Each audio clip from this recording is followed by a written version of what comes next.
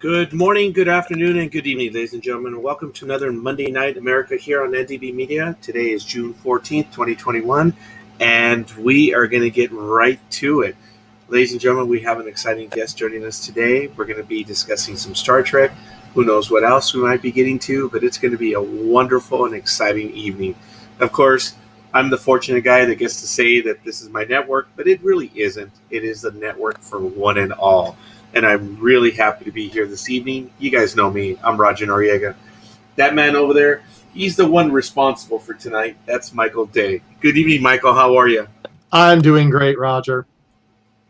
It is great to be here. I tell you, I'm definitely excited to be here.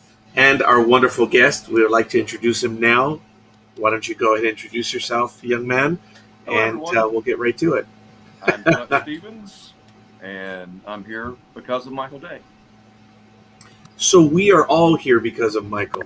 So want to give a quick shout out. We already have Ryadeen, Josh Jones. They've given us likes already. We have quite a few people watching. So ladies and gentlemen, don't forget, if you want to leave a comment in the chat room, we will read it on air.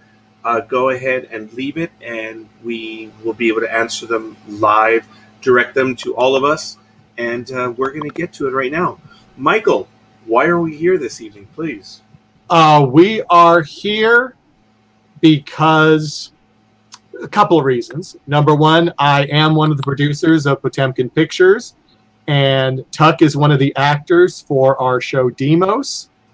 And we actually did a special broadcast a few weeks ago during the Saturday morning show Quarterbacks.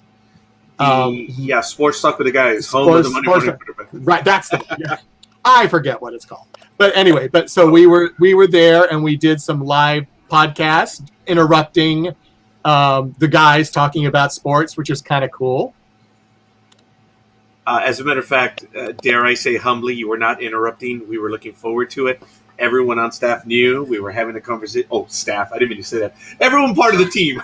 Yeah, I didn't mean to say it. Whoa. No. They're part of the team. They all knew what we're going to be doing. And I told them, I said, look, I may cut you off right in the middle of a conversation because what they're going to be doing is live and they're recording.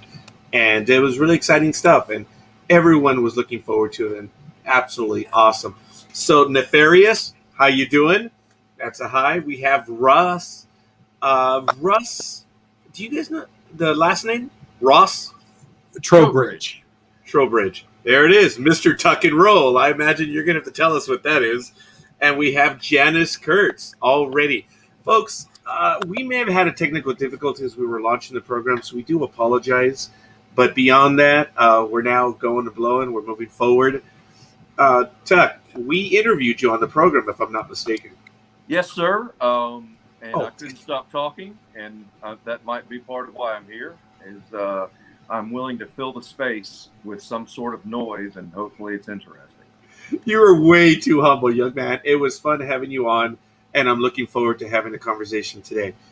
Folks, as Michael Day did mention, it is Potemkin Pictures, but what is the name of the program itself? Is it Starship Deimos, or is it just Deimos? Starship Deimos, yes. Starship Deimos. Tuck, why don't you go ahead and tell us what is your role on the program? Okay, I play Timothy Harper, and basically he's been working his way through the ranks. Started tactical officer, moved to sciences, and believe I've been promoted to lieutenant commander. Michael might know, I'm not sure. Just kind of bumping my way up, and in this episode, my deep and broad experience in the science arena is extremely valuable in accomplishing the mission. So, asking a not very smart question, are you in science, operations, or command? Yes. Yes. Oh, I like it. All right, we're going to do well. We do have another like. I want to get to that right now. Ross as well. All Tower Media. So we're up to 4. I want to thank you all for getting this going. We actually have quite a few people watching us right now. So if you want to let us know where you are and where you hail from, we would love to know. Go ahead and comment in the chat room. And Josh, wow, that's thank you, Josh. I appreciate that. Yeah. Well, Roger, I want to do one thing. I want to do a special shout out to Janice, because Janice is one of our brand new crew members for Deimos. She came on, got promoted on the set because some people didn't show up, which No. sadly happens in fan films, that something happens and they can't come. So she actually got promoted to assistant chief engineer. That's actually worked to my advantage, is showing up even when I wasn't scheduled. I've been able to take lines from people who, for whatever reason, couldn't show up or just did not show up. That's been very beneficial to me in developing my character, Timothy Harper. Well, Tuck, stepping away from Star Trek a little bit, and I believe even Michael knows this, in the corporate world, what's the secret to success? Is just showing up, right? Oftentimes. I love that you say that, because my key phrase is 90% of life is just showing up. Yes. And you could, the rest of the 10%, it's what you do when you get there, but you can't do anything if you don't get there in the first place. Oh, yeah, right up. I believe Janice is letting us know. Is that the name of her character, Anna?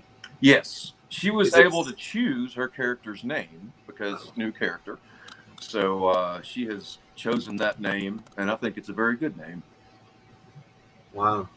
Rahad, I apologize. Rahadian is from Center Reach, Long Island, New York. Okay. There you go. You guys are getting some love early on already. Very familiar with the production. The umbrella, yes, that's correct. As a matter of fact, we didn't go ahead and make that clear what Potemkin Pictures is. And there is a little bit of love right there. Starship Deimos, Webster, and many, many others. Yes, we've been fortunate. We've had a chance to play with Potemkin Pictures in the past, and we're so happy that we're having them on now on a regular basis. Ross comments, Tuck has created an incredible character on the Deimos. His character has been a great voice of reason. The one that comes to mind is the episode where the Romulans throw Deimos back in time. Oh, yeah. Wow. Okay. Well, thank you very much, Mr. Towbridge. He's underselling himself. He brings quite a lot to us in the form of post-production. Michael can give you a little bit more on what all Ross does for us post-production. And we will get to that right now. I think we can get to an overview, and then we'll get back to stuff that you're doing right now, Tuck. Absolutely. I do apologize. I think you can tell I am a bit distracted because we have quite a few comments. And am I pronouncing his name correctly? Rahadian? Would that be correct? Because he's putting some links up here for the characters on the wiki. Oh, wow. Yeah, this is really cool. I was not aware that existed. I'll have to go check that out as soon as we wrap this evening. Yeah, I was noticing that Timothy Harper, your character, has a link right there, and he posted another one. So this is under Star Trek Expanded.fandom.com on the wiki, Anna Zikara. That's awesome. I'm going to have to go check that out. Yes, and Michael, being that you are the educator in your history, he actually has the pronunciation in just a moment. Ross says he's from northern Utah, and there it is. Rahajin.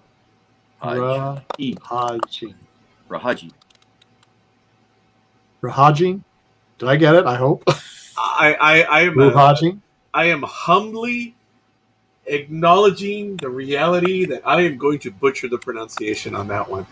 And he's already filling up quite a bit of information with us. So, folks, as I mentioned, we're getting comments. Please put your comments in there. Any questions, we're going to get to them in just a moment. Michael, why don't you give us an overview, please, of Potemkin Pictures? While I also give another, my tocayo, Roger Peacock. For those that are in the Latin world, tocayo is one with the same name. That's all it is. So, really? Roger Peacock. Go ahead. Would you please, Michael? Yes, I will. So Potemkin Pictures is a umbrella for several different production groups. Currently, the ones that are active are Deimos, Starship Deimos, Starship Webster, and a couple of others we're working on. What the thing was is originally Potemkin Pictures started in Georgia, and then Randy, who is the executive producer, moved from Georgia to Birmingham, Alabama. So he moved all the productions, and at that time it was Project Potemkin that was being shot in Georgia. He had 2 studios in Georgia. One was on his carport that he had the bridge there. The second one is he got a partial warehouse that he also ran a business out of. So that gave him some more room to build some more sets. And then when he moved to Birmingham, Alabama area, he moved the lumber from what he had in Georgia, brought it to Alabama with him, and started building new sets. And at this, he had an expanded garage and a boathouse. And that's where he built his sets, were in those 2 areas. I fortunately got to see the sets in Alabama. That's where I met Tuck for the first time, which was really cool. Then after, what was it, 3 years? 3 or 4 years, Tuck, do you remember? It feels like it was 4 years. Yeah, I think it was. From I think it was. 2016 to 2020 seems about right. Yeah, and so about 18 months ago, he moved to his new location in Lexington, Kentucky, and that's where he started Starship Webster, which is, as I said, the current production. However, people love Deimos so much. The cast is great. They drove up from Birmingham, Alabama area, and a couple of other places too, to shoot on the sets in Lexington, Kentucky. So honestly, that shows the dedication that some of these actors and production people and everything have, because they wanted to do it. They were willing to drive the distance. Yeah, no kidding. That is significant. It's not from here, LA to San Diego, which is about 100 miles or so. But on the Interstate 5, you can do that in about 2 hours. Easy. Right. But thank you, Michael. That's absolutely awesome. Rahad, or Timoteo. I could probably get away with that using his middle name. I want to thank Alan Tomlinson and Roger Peacock for the likes, as well as D.A. Roberts as well. So we're up to 7. Folks, I do want to let everyone know that we will have a giveaway. If we get up to 30 likes, we will give out a $5 Amazon card. If we get up to 40, we'll give out another 5. And if we get up to 50, we'll give out a $10. So 5, 5, and 10. And if there's more, we'll go more. But just want to let you guys know, the minute we get up to 30 likes, we will gladly, even if we get it after the fact, we'll then announce it on the next program. So just heads up on that. We're already up to 7. Want to thank you. I love them likes. I love them likes, the hearts, even if they're the happy faces. Don't care. We love them all. So, did a little bit of setup right here. Tuck, you mentioned showing up is 90% of it. Yes, sir. Oh, no, man. I work for a living. I may have my officer's collar, but it means nothing. You can call me Roger. It's all right. I do appreciate the sir, but hey, we're all officers here. I got you. It's cultural for me. And you know, don't get me wrong. I've discovered that, and don't get me wrong. Okay, this is going to sound insensitive, but you guys from Middle America sure are damn polite. And it's ingrained. But I thank you. I am eternally grateful for that. But no, it's all right, man. As I love telling people, and only the people that have been in the military get it. Not that I've been in the military, but when they say sir, hey, I work for a living. So, if anything, I would have been a grunt or a squid. I don't know which. But tell us. Um, you mentioned again, and here we go. I'm repeating myself. So, tell us how you got involved with Okay. Deimos.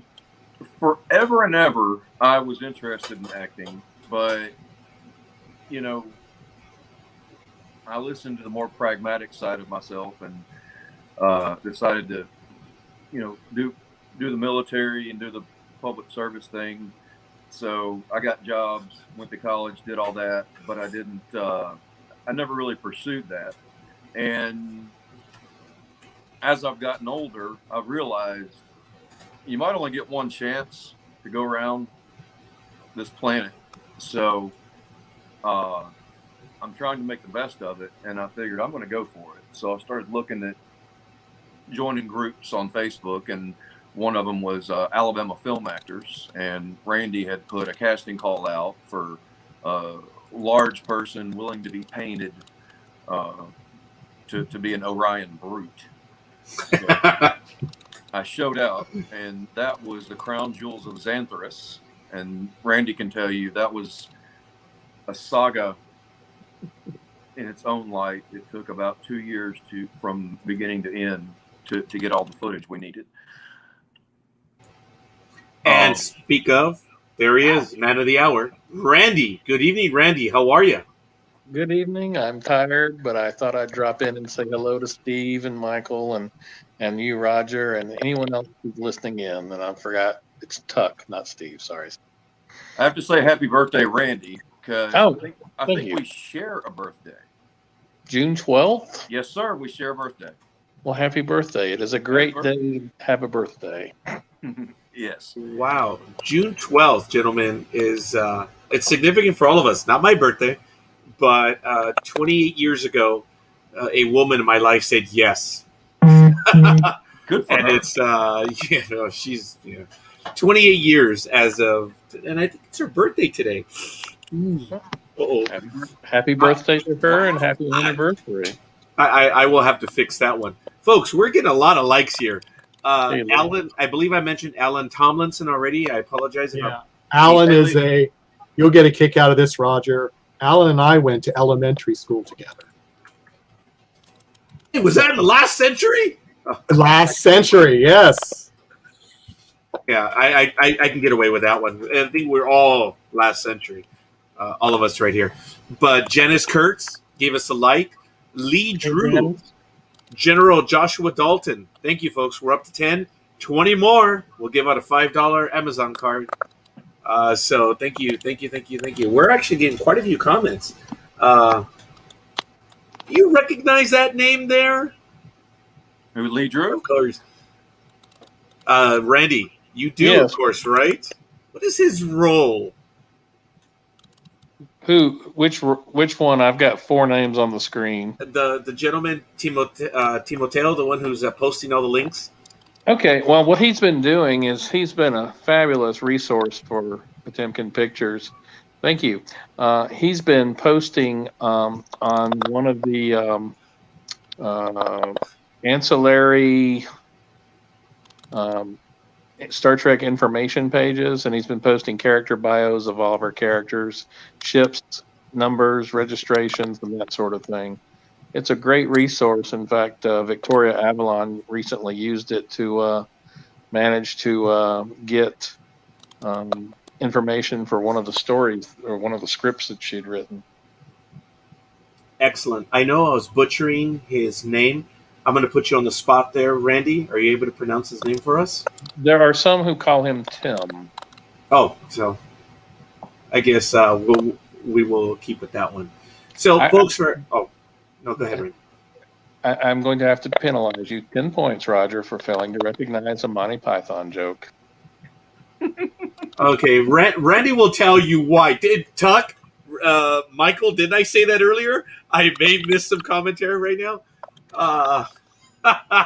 All right, Randy, I apologize. I'm not at my best right now, so I ask everyone to bear with me right now. Are you feeling better? quite frankly, gentlemen, I am running on adrenaline right now. Randy, I think I have turned the corner. I guess since we're talking about it, I do apologize. Yes, I've had this for several months without knowing, but it did strike big time on Tuesday. And for the man who's watching the program, D.A. Roberts, you know him from other programs here. He's the one that convinced me to go, to make sure I checked it out. And you guys all know what I came down with. So the medication, it's strong. That's the best I can say. So I kind of did joke about it to Tuck and Michael before we went live, and they both remained serious. I'm like, oh my God, how am I going to have to make up for that? It didn't work. We're like 2 minutes in. I'm like, I have no recovery. And these guys are like, oh, great. The guy's drunk. No, not drunk. I'm on medication. So, but it's all good. It's not about me. But Randy, thank you for asking. I think I'm turning the corner. Yeah. I hope so. And I thank you. It's going to take a little bit. I just have to have a lot of roughage now. I don't like that word, boys. I do not like that word, roughage. But So, I have to have a lot of it. Speaking of roughage, Special K with walnuts. yeah, Lee Drew dealt with a lot of rough wood because he was instrumental in helping Randy deal with all the little things that came up with the set in Birmingham. Lee's a set designer and set builder from way back, and I don't want this to go unnoticed because he was a huge piece of the pie. Am I not right, Randy? You are absolutely correct. Lee was instrumental in the set construction of the bridge, the transporter room, the shuttle coop. I mean, without him, there is no Birmingham Adventures of the Potemkin Pictures programming. So Lee, I am definitely in awe of what he's done, and I definitely am grateful for what he's done. And I'm grateful for what you've done, Tuck. Tuck got us an air conditioner for the studio. Well, it was hot, Randy. That's a big deal. I've got my AC going. Okay, that was at least partially a selfish decision because it was 105 degrees in that studio, and there's only so much heat that I'm going to take if I can do something about it. You know, it didn't bother me any. Oh, look at that. There's Lee right. Is this the same Lee that yes. That is Lee. That is cool. Folks, we do have quite a few people watching us, and we're eternally grateful. This is cool. Again, I did get some locations, but for everyone else, just drop it right there on Facebook. If we do not respond to you, due to, I think we discovered this, right, Michael? Due to privacy or security levels, we may not see your comment. So if you start posting like 10 comments in a row and we ignore it, it's like you're shouting in a tunnel. We're not driving that tunnel, so just bear with us. Let us know if there is an issue, and this is really cool. And Tim did confirm that we can call him Tim. Oh, I saw that commentary. Yes, not Timmy. Not Tim. Ooh, Roger. No. Well, I think I'm stating it on air. We are not able to call him that, so I can get away with just by being the host tonight saying we don't do that. That's right. It's good. But to be honest, I really wasn't on the bridge when it was 105. I was recovering from a quadruple bypass. So I'm like, well, what do you want me to do about it? We ordered, maybe that was a different time too, but we ordered an air conditioner. Dave Mack did that one time for us too. Remember that? Yeah. It was. There was a small one in there. But yes. It just couldn't keep up with the lighting and the Alabama summer and the number of people, just human bodies putting off their own radiation in there. We finished that day, and I drove directly to Home Depot and used my military discount and got a pretty decent air conditioner, and shoved it in the back on the back seat of his Miata. It fit perfectly on the trunk of the Miata. What sort of AC unit did we purchase? It's a He wall unit. purchased a very nice one. Yeah, so it's a wall unit or window unit, and it said good for 1,600 square feet. Oh yeah. So So that's what, like a 12,000 or 10 or 12,000 BTU? I think it was 12. I think it Oh, was. that's good. I have a little portable over here that's working its guts out. It's giving me its life right now. I am 88 degrees. I am in my garage. I wow. mean office. So it's probably a bit cooler outside, but hey, it is what it is. So if it looks like I'm laboring a little bit, it's true, but it's also warm. So I ask you to forgive me. Hopefully, I'm not going to perspire too much. If I do blind anyone, please let me know. It's unintentional. So, but Tuck, had it been a Star Trek episode when you picked up the AC, someone should have said "Officer Thinking," Tuck. I think that was to Savick, right? In Yep. or no, Valeris in Star Trek Six: The Undiscovered Country. So, Actually, we were thinking of it as life support engaged. oh, very good, very good. We have some other comments coming in. Wow, guys, this is absolutely awesome. The Wizard Tim, yes. Additional comments. Lee says my wife almost Oh my melted when we shot Sepulcher. Lee Oh. was that the one I was out for the quadruple bypass for the cabbage? There's about a 20 to 30-second delay, Gotcha. and then we'll see how quick Lee is at typing. So we'll find out. If it takes about 2 hours, maybe there was some time distillation thing, or who knows what. Well, Yeah. no, Tim says, I have no doubt that Right Guard and Febreze are your friend in high temps and humidity. There is no one here right now. So, yes, I think that would normally be true. We have Yeah. another like, Dean Rogers. We're up to 11. Folks, Hey, I'm not Dean. kidding. Hey, Dean. We're doing real well. We're up to 11, folks, and we get up to 30. As I said, $5 Amazon, $5 at 40, and at 50, we'll do a 10 one. So I want to thank everyone. And who knows, maybe we'll double it by, or a secondary gift. For every gift we give out, maybe we'll make a donation to Potemkin Pictures. Oh, that was So there you go, folks. There you go. Of course, Randy had nothing to do with this. I think Nope. I think I'm on drugs. That's why I'm giving out money. So forgive me. Yeah, can I make some? I'll make some things so you can give me some money. That'd be great too. Yeah, it's okay. I'm kind of here and there, so it's all good. But here we go. I think Ross did answer.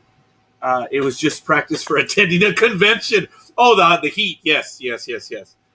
Let me see. Tim also says Dean Rogers is a great actor. He's part of Starship Farragut. Gentlemen, we're going to be talking a lot of stuff. Randy, I don't know how long we're going to have you on with us, but I hope we about have 2 you on more for a bit. minutes, and my wife is already saying, "Can you get off the damn phone?" But she did join us last time, which Yes. was I apologize. The one before. The one before, but she's on the phone with work, and we're both shouting at our phones. Oh, understood. All right, fair enough. Well, But we have you. Roger, I did want to thank you for the hard work you and Michael have put in making these shows possible. And Tuck, I thank you for appearing tonight. And I'm going to head into the office and do some editing on a Gorn episode. A Gorn fan film that we can release. I hope to have, we've got 5 in post production right now, and I would love to get all 5 out before the end of the year. Randy, before you go, Randy, I want to state it again. What you are doing, what all of you are doing, is, it is just sheer joy for us, what you do.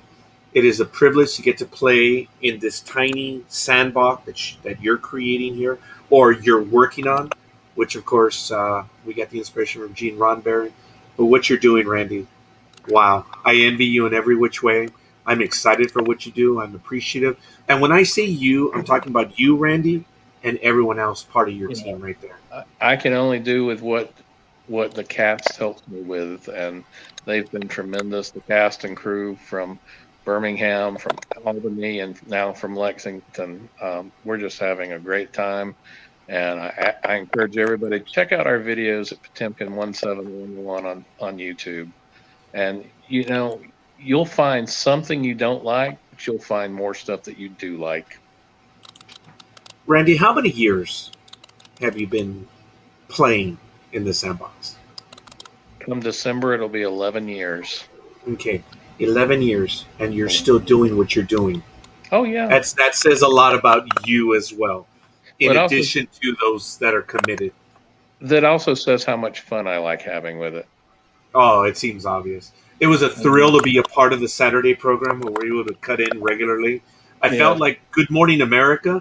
Did you guys see that famous episode of Good Morning America where they kept visiting the Next Generation cast filming? I felt like Good Morning America that day. That was fun. It was. You made my day, man. And you know that production is in really good shape, isn't it, Tuck? Yeah, I was telling Michael earlier that I told you that is the best first blush I've seen with editing. You know, normally there's a lot to work on. You don't have very much to work on. Everything fell right into place. And see, a lot of times people say, "Well, where's your storyboard?" And I'm like, "It's up here." Where's your shot list? It's up here. And they're like, "Oh no, we need a shot list. We need a storyboard." And I'm like, "No, it's up here." And somebody says, "Well, I can't do that." Well, that's up to you. I don't have a problem with it. We occasionally have to do some reshoots, but every film I've ever seen has to do reshoots, callbacks, or whatever. So everything is going really well. Anyway, gentlemen, have a blessed evening. Thanks so much for letting us be a part of your programming. And Tuck, you mind the store, buddy. Oh, he's been doing a great job. And having you, Randy, again, thank you, my brother. Most appreciative. We look forward to having you on again. Thank you so much. Live long and prosper, guys. Peace and long life. All right, I don't have any sound effects or anything. I would have loved to have played the transporter sound and beam him out of here, but nah, I don't have that. I don't want to get in trouble with any of the powers that be. But there it is. Thank you, Tim. Here's a link to the YouTube Potemkin 1711. There it is, youtube.com /user /Potemkin 1711. Really cool. I tell you, we have a lot of comments, folks, and I'm eternally grateful. Dean Rogers is now our. Oh, and another one, Michael Bednar. Michael, thank you for joining us. Michael. He just gave us a like right now. Really? Yep. Yeah. Hey, Michael, where are you in the world? Maybe he'll leave a comment in the chat room. But the comments are flying. Lee says it's going to be a great production. And again, have a great night, Randy. I apologize, Tim, that we didn't get a chance. Oh, here we go. While the cat is away, the mice will play. Now that Randy is gone, this can be said. Randy and Lee and Michael has an incredible drive to create these episodes, no matter where he is. Wherever he's located, he has found like-minded individuals who want to make these with him. They'll even follow him to another state just to shoot an episode. His love for Trek is infectious.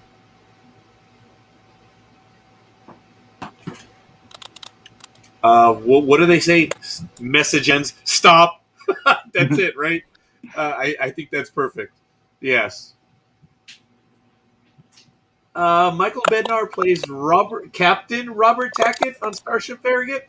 He was promoted to captain the last episode that he was in. Yes. Okay, fair enough. Right before we both left Starship Farragut. All right, fair enough. We have yet another like. We're going to get to it right now. Maggie Sisti, thank you for joining us. Let's get back to it, folks. We have quite a few comments. Tuck. Yes, sir. Tell us what you want to share right now before I get back to the obligatory questions.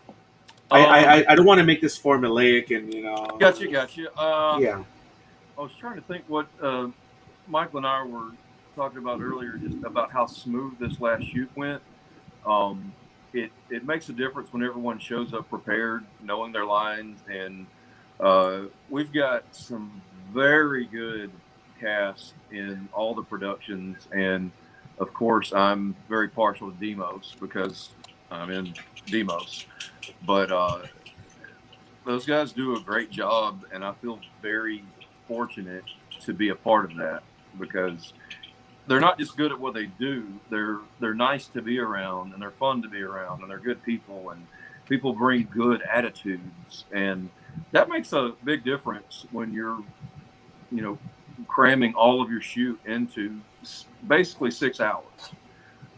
We're there for 8 hours, but with moving things around and just general production, pre-production, makeup, costuming, everything, you truly get 5 to 6 hours of actual filming done, and it makes a huge difference, at least for me, to be around very nice and very good people when you're doing that, because when somebody's grumpy, it's poisonous. So I really appreciate all of the Deimos people and really all the Potemkin people.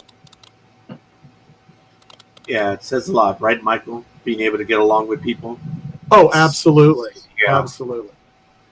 A caustic environment or an ego-driven environment is absolutely abhorrent. And in the fan films, well, I'll leave that thought out there, and we'll just go to continue. It makes a huge difference. Maybe you're feeling a little sluggish, but you show up and everybody else is doing well and happy and getting there. All attitudes are infectious, whether they be positive or negative.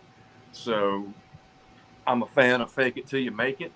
So I might not be having the best day, but you're not gonna know it. So I'm double acting, because I'm acting like I'm feeling good, and I'll be my character that day as well. But I see a question about disharmony. I did leave it up there. Yes, Ross. Okay. I think he's asked it twice now. Sorry about that. I think disharmony is going to be the one that we came up on a Friday early before the last one we did in the shuttle coop. Is that the one you're talking about, Ross? The one with Ichabod wearing the shuttle coop? I'm sure he'll be able to answer us in just a moment. I'm sorry I'm not an encyclopedia on the things that I've done. I don't think any of us are, because Michael did jump in on that one. No, because I'm trying to look it up. I think disharmony was the one we did in the shuttle coop, and Ichabod wrote that one, and that was very much fun to make. As a matter of fact, Ross. As a matter of fact, even though we do have Tuck right here with us, and that might not have sound that the sound might not have been. And folks, anyone else? Yeah, you know what? I'm butchering my English. Obviously, don't forgive me.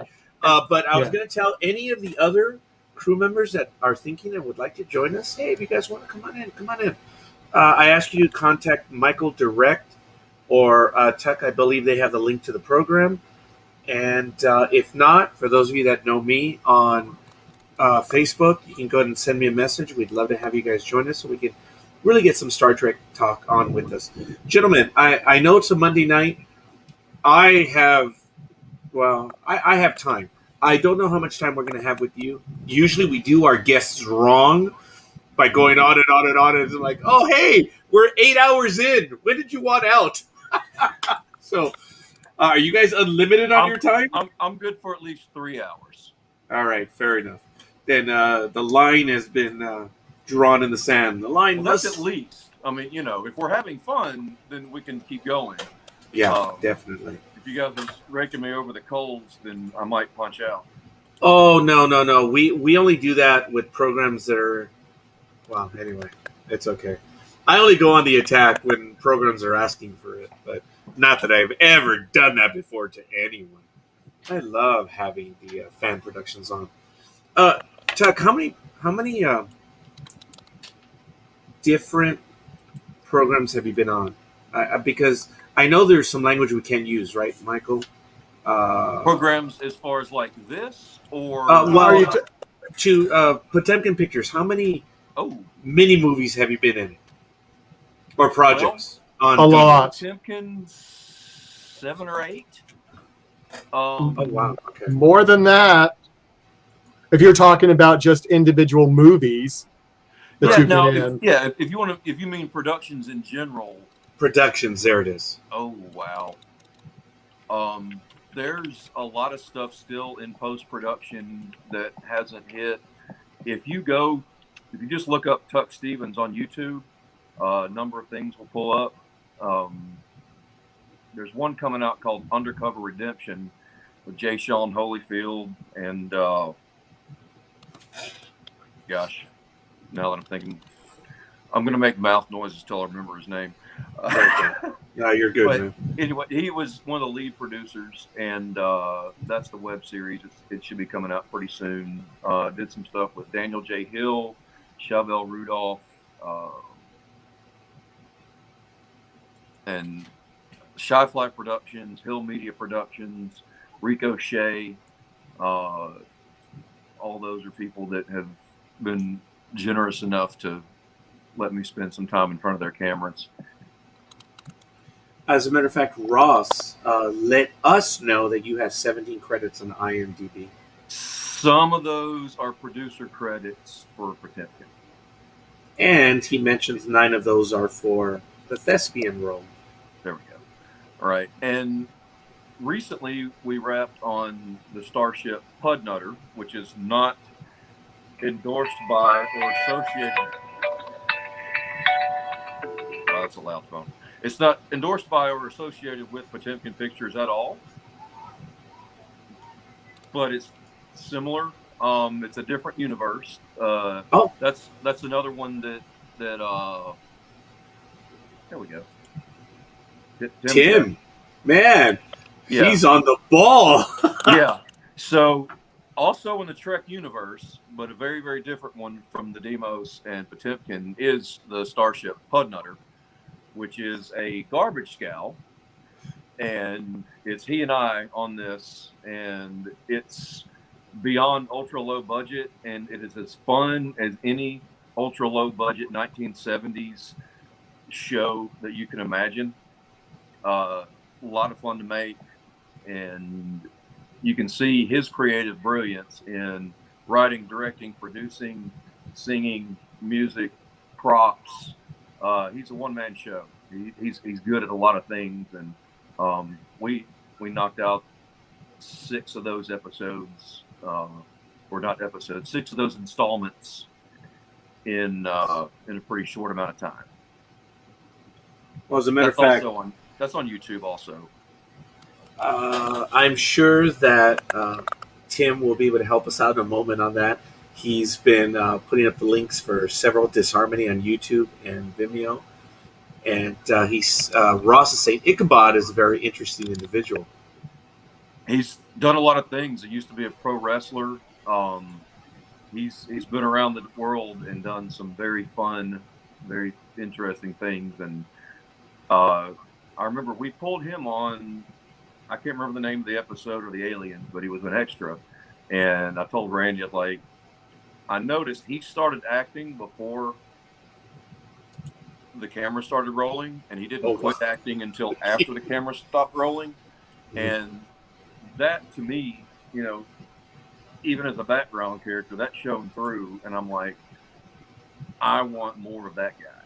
And he got to be in a few other Potemkin, and if it weren't in Kentucky, I think he probably would have had Janice's role as chief engineer. But it's a heck of a drive, or assistant chief engineer.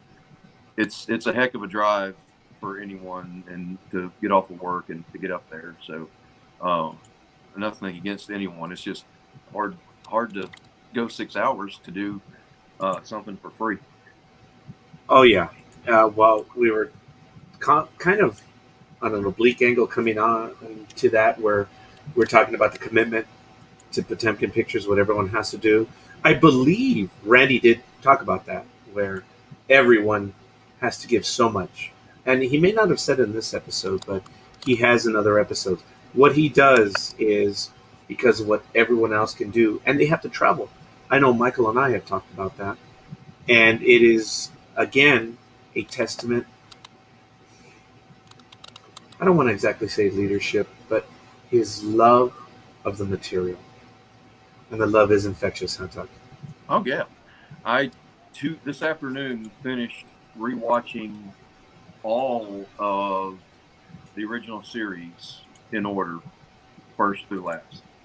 I started a few weeks ago, and that's been those are as good as or better than anything on TV today. They absolutely hold up, and I was a Next Generation fan, but I'm going to say that the original, at least the first and second seasons, they've edged it out. I like it better now. Yeah. Uh, Obviously, I grew up. I was born a few months before the original series ended, which I love the fact, a little bit of trivia, that my oldest daughter was born a few months before the Next Generation ended, which is, I think it's kind of neat. Tiny, Right. tiny little connection. But I'm watching the original series right now, and I'm going to do a rewatch of, well, there's an episode or two I've missed. And for everyone who knows me, I think they would be shocked to hear that. But there is an episode or two I missed. So I'm starting. I just started today Amok Time and Who Mourns for Adonis. Okay. I was going to start the Changeling, but I fell asleep. Right. And then I woke up like, I've got a program in a few minutes. Well, So I ran down here, worried to heck. And then Michael sends me a text. I'm like, hey, Roger, you going to log in? I'm logging in right as we speak. you want to come to a show with us, pal? Huh? I know, huh? Yeah, This is I felt so bad. I called him right up. I didn't even bother to text him. I said, Michael, I'm logging in as we speak. And as I said that, the screen flashed. I'm like, oh no, don't tell me it's resetting. No, it flashed me. So I was kind of happy my computer did that, but that's besides the point. So I haven't been embarrassed that I was almost late to my own program. But you're a TNG fan then, huh? Of TNG, your favorite character, if you do have one. Golly, I liked Worf, but number one, my brain goes back to him when I'm thinking of Timothy Harper. When I'm thinking of delivery and movement, I could never do what he does, but I really like that character. He was the most fun for me. Just him dealing with everything. You know, Commander William Riker, or now Captain in the universe that we have right now. What an amazing character! The story, the history that we have on him, and the individual. Okay. I've been fortunate. I've met him in person, and we also interviewed him. I believe it was twice. Mark B. Lee arranged for the interview the first time around, and then he was on a second time on a special. But Mark arranged. Oh my goodness, he had like 100 guests that night. So even I think I was a guest on my own network, which was kind of funny, but that's okay. But Jonathan Frakes, what an individual! What an opportunity, huh, Tuck? He's an amazing actor. I mean, it's clear that it is deep inside his soul what he does, and he's not just showing up for a paycheck. He's loving what he's doing, and that absolutely comes through in his character on screen because he is Mr. Riker when he's on set, and it's great. Yes. I guess we try to emulate when we're younger. I think we do emulate characters. I don't know if I emulated number one because there was no way I was going to emulate Natasha Yar. She was my favorite character. And then the bonehead decided to leave the program, Denise Crosby, but that's okay. It's just a personal comment.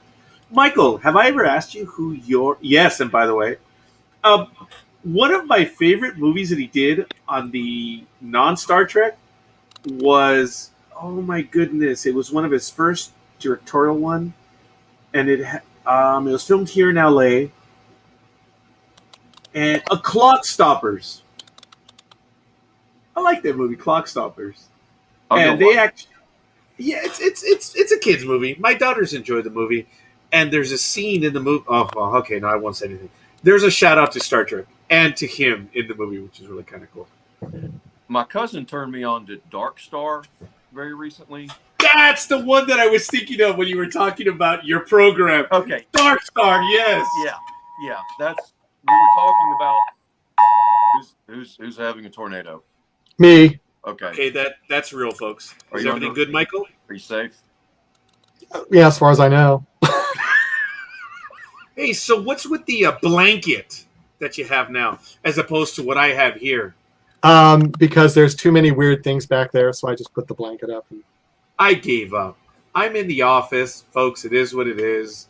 There's some Star Trek toys and Star Wars toys over there. If you guys look over to there, that's all my Eagle Moss stuff. Now, the funny thing is, all those little ships, they're like 3 rows in. Is that a fetish? Or a weakness?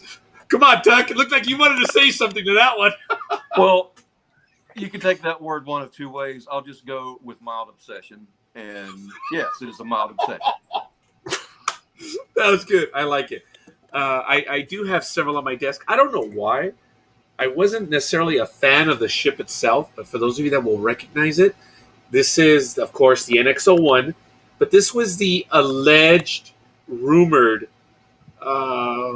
upgrade had they gone into a season 5 or even a 6. So it's a sturdy little Eagle Moss one, and this is the only one that I really have on my desk right now. My daughter, of all things, chose the one from Star Trek Into Darkness. I don't think you can actually see it back. Actually, yeah, there it is. It's to the left of the printer. It's a little spindly little thing. That's the Vengeance. I you probably can't see it from here, but she has that one over on her desk. Then I have several other ships. What's your favorite ship, Tuck, in the entire Star Trek universe? I know, lame question, difficult. Well, there was a secret ship with cloaking in the Next Generation towards the end. The USS Pegasus? That could be it. It was in development, and they grabbed it to go do a mission, and it showed up suddenly. And, you know, Star Trek is generally about exploration, humanitarian stuff, but that one was a little bit more geared towards Deimos, which is a little bit more aggressive in posture. And it looked cool, too. Like, just being straight, it looked neat. Had a little bit darker tint, and I liked it. Oh, you know what? No, then it's not Pegasus. Pegasus is that episode where Riker had the history of standing by Admiral Pressman. Okay. Who, Michael, do you remember exactly what the capability? It wasn't exactly able to. It was a phased cloak. Yes. Yeah. So they phased into inside an asteroid and partially materialized. And oh wow. Yeah, that was not fun. Yeah, that was a very good episode. Now, I'm not sure the name of the character or the actor who played Admiral Pressman, but he was in Lost. And I don't know if Star Trek fans, if they caught the homage to Star Trek in Lost. They're talking about Star Trek, and he's in the conversation. He played a big old admiral, and the guy's talking about something related to Star Trek. He's like, huh? What are you talking about? Star Trek. You know Star Trek? The guy just deadpans it. Never seen it. I thought that was great. I love those in-jokes, those sophisticated ones. But, Tuck, I did interrupt you when you were talking about some of the stuff earlier. We need to hear you talk more than me. So okay. Let's see. I'm trying to think of something if Tim wanted to look up. Gosh, Undercover Redemption's coming out. you know, you were talking about Dark Star, and I think that's where I interrupted you, and I apologize. No, that's fine. My cousin and I, we were talking about Floodnutter and just how much fun it was to do something that, to me, was a throwback to when people first got camcorders and were making their own stuff on video, and or even before that when they were getting 8mm. But it's just fun.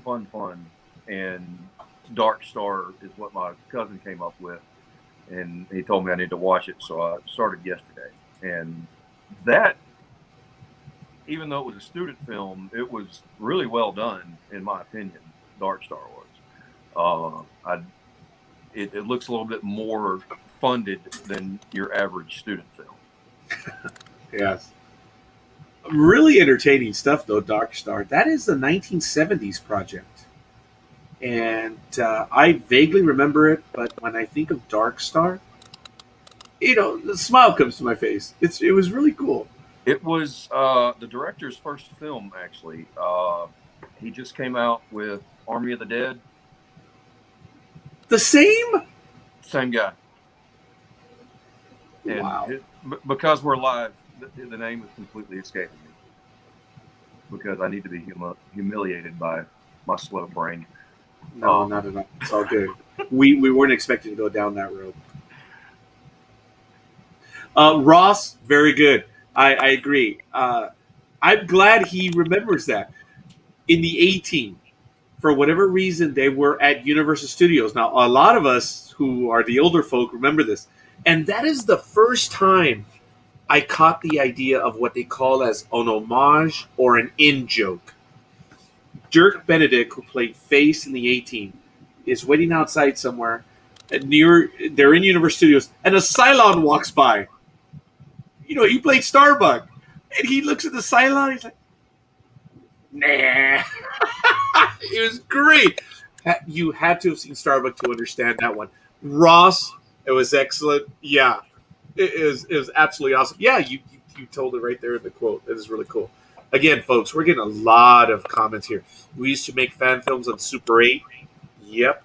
I had I had the large camcorder that was just using the VHS cassette. And then later on, I think I picked up was it a DVD-C? Or no, a camcorder C.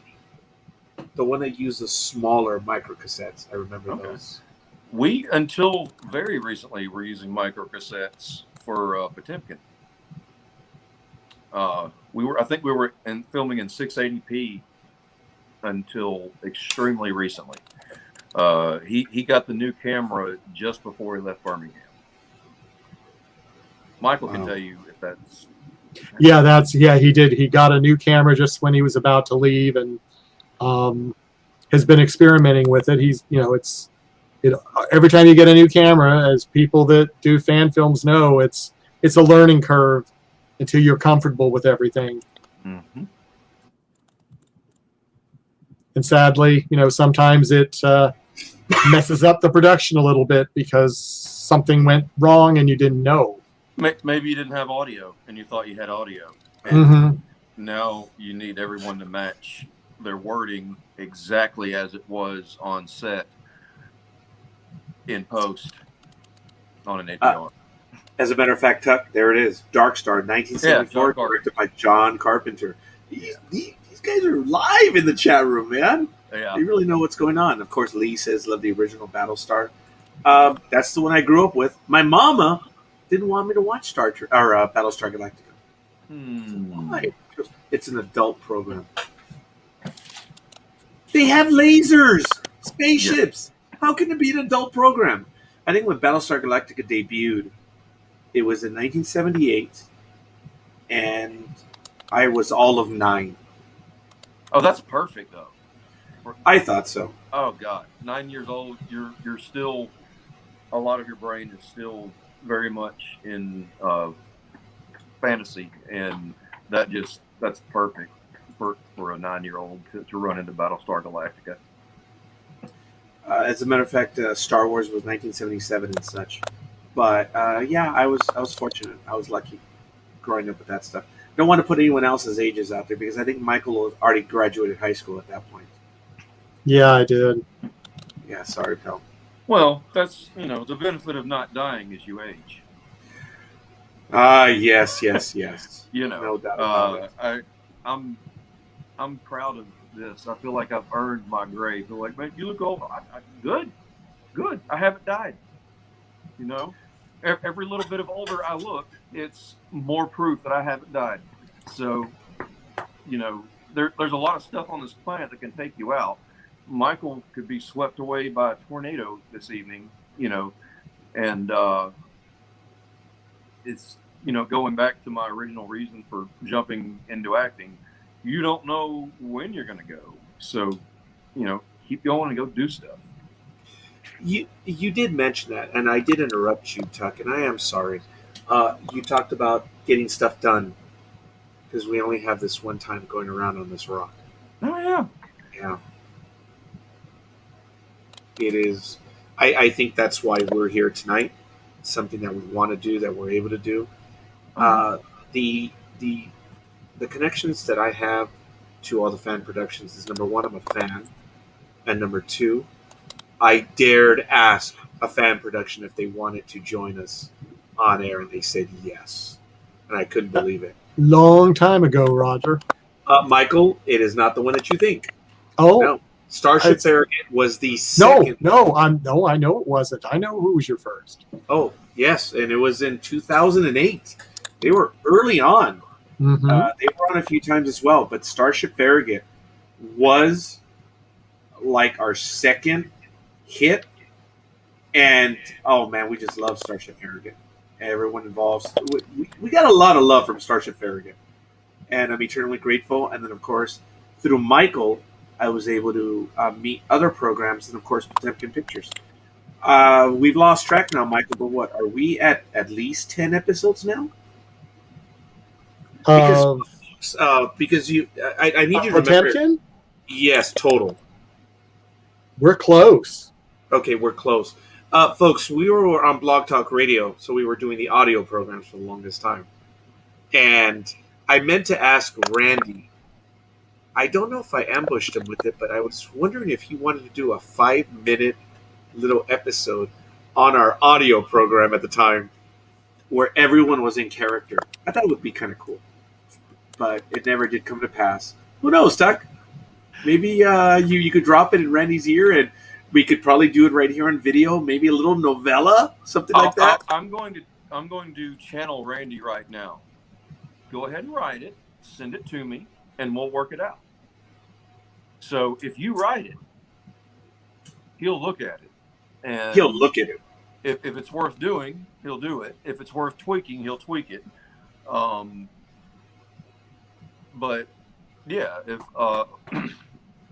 I'm sure you're familiar with what the rules are for fan films and everything, you know, what you can and can't put. And as long as you keep it inside the Potemkin universe, or whichever ship, Webster or Deimos or whoever you want, he'll absolutely consider every script. It may not be something he wants to shoot, but he'll look at it. And as a matter of fact, since we're on this, for everyone and anyone that wants to submit a story to Potemkin Pictures, there are some general guidelines. He would like it in script format, so it could theoretically be ready to shoot. And I believe he wants, Michael, is it no names on the scripts? Just the pretty much their positions. It's much better because, as we talked about earlier, sometimes some people can't come. And so it's better if the script is general, and then, you know, you can just put people in where you need to. If it's written specifically for a character, it makes it difficult sometimes when someone can't come. Yeah, because you have to rewrite it at the last minute, and that gets a little crazy sometimes. Yeah, cars break, sickness happens, sickness in the family happens, emergencies happen. So it's easier to adapt if someone just can't show up that day, if you have written things generally instead of specifically with inside jokes based on characters. Yes. So to the rest of us, what tells us it's story, folks. And I know some people are going to get rather angry with me, but it was George Lucas himself who said, special effects without a story is a sad thing. So a lot of people will ridicule him after we saw the prequels and the ones after. But I'm sorry, I'm a George Lucas fan. Me too. Yeah. Good gosh. Star Trek and Star Wars bounced off of each other, and it's not as much a competition as a partnership, because one generates interest in the other because they're in space doing things in space. Not the same world, but there's a lot of chatter on the internet about, without one there wouldn't be the other, and maybe one starts to die down, well, the other's picking up, and that generates interest, and studio decides to put more money back into the other one, and a rising tide lifts all boats. I agree, Tuck. I'm not sure where it is, but George Lucas did famously say that Star Trek did inspire him. There's no doubt. Now, how he did the movies, we all know. We've seen the documentaries. He spoke of the Saturday morning serials. That's what he wanted to do at that point. But he said Star Trek inspired him. And then we know that the Star Trek movies were inspired because of Star Wars. Yeah. Veacher. Yeah. I missed that one for a long time, and I found it randomly on the internet. And I can probably say that's my favorite Star Trek movie, is the very first one. It's brand new. They're all learning each other, learning the ship, taking the ship out for its first voyage, and it's like springtime, and everything's growing and blossoming, and they're all out there looking and figuring out each other and the ship and this new world that they're going into. Well, Tuck, you are not in a minority. You are in a select group. You know that movie is not well liked. And I'm Really? generalizing. No. It is not well liked. I enjoy it. I do myself. I saw that, it made it earned $40 million. I was a good chunk of that. Okay. I was a chaperone for my sister Alma when she would go out on dates, and we would go to the drive-in, and all I knew, I didn't know what was going on. I was stupid, but all I knew was they're not watching the movie. I'm the one that's going to watch the movie. Right. I want to see Star Trek. They're like, haven't we seen it like 13 times? I'm like, cut it out. You're not watching the movie. I'm going to watch it. Yeah. So I was in the front seat of the van watching the movie all the time. And I this summer, I guess it wasn't 79. It would have been 1980. I saw it at least 13, 14 times. That's great.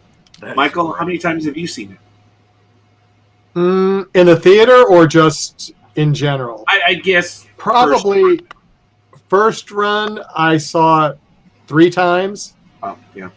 And then I don't know how many times I've seen it since.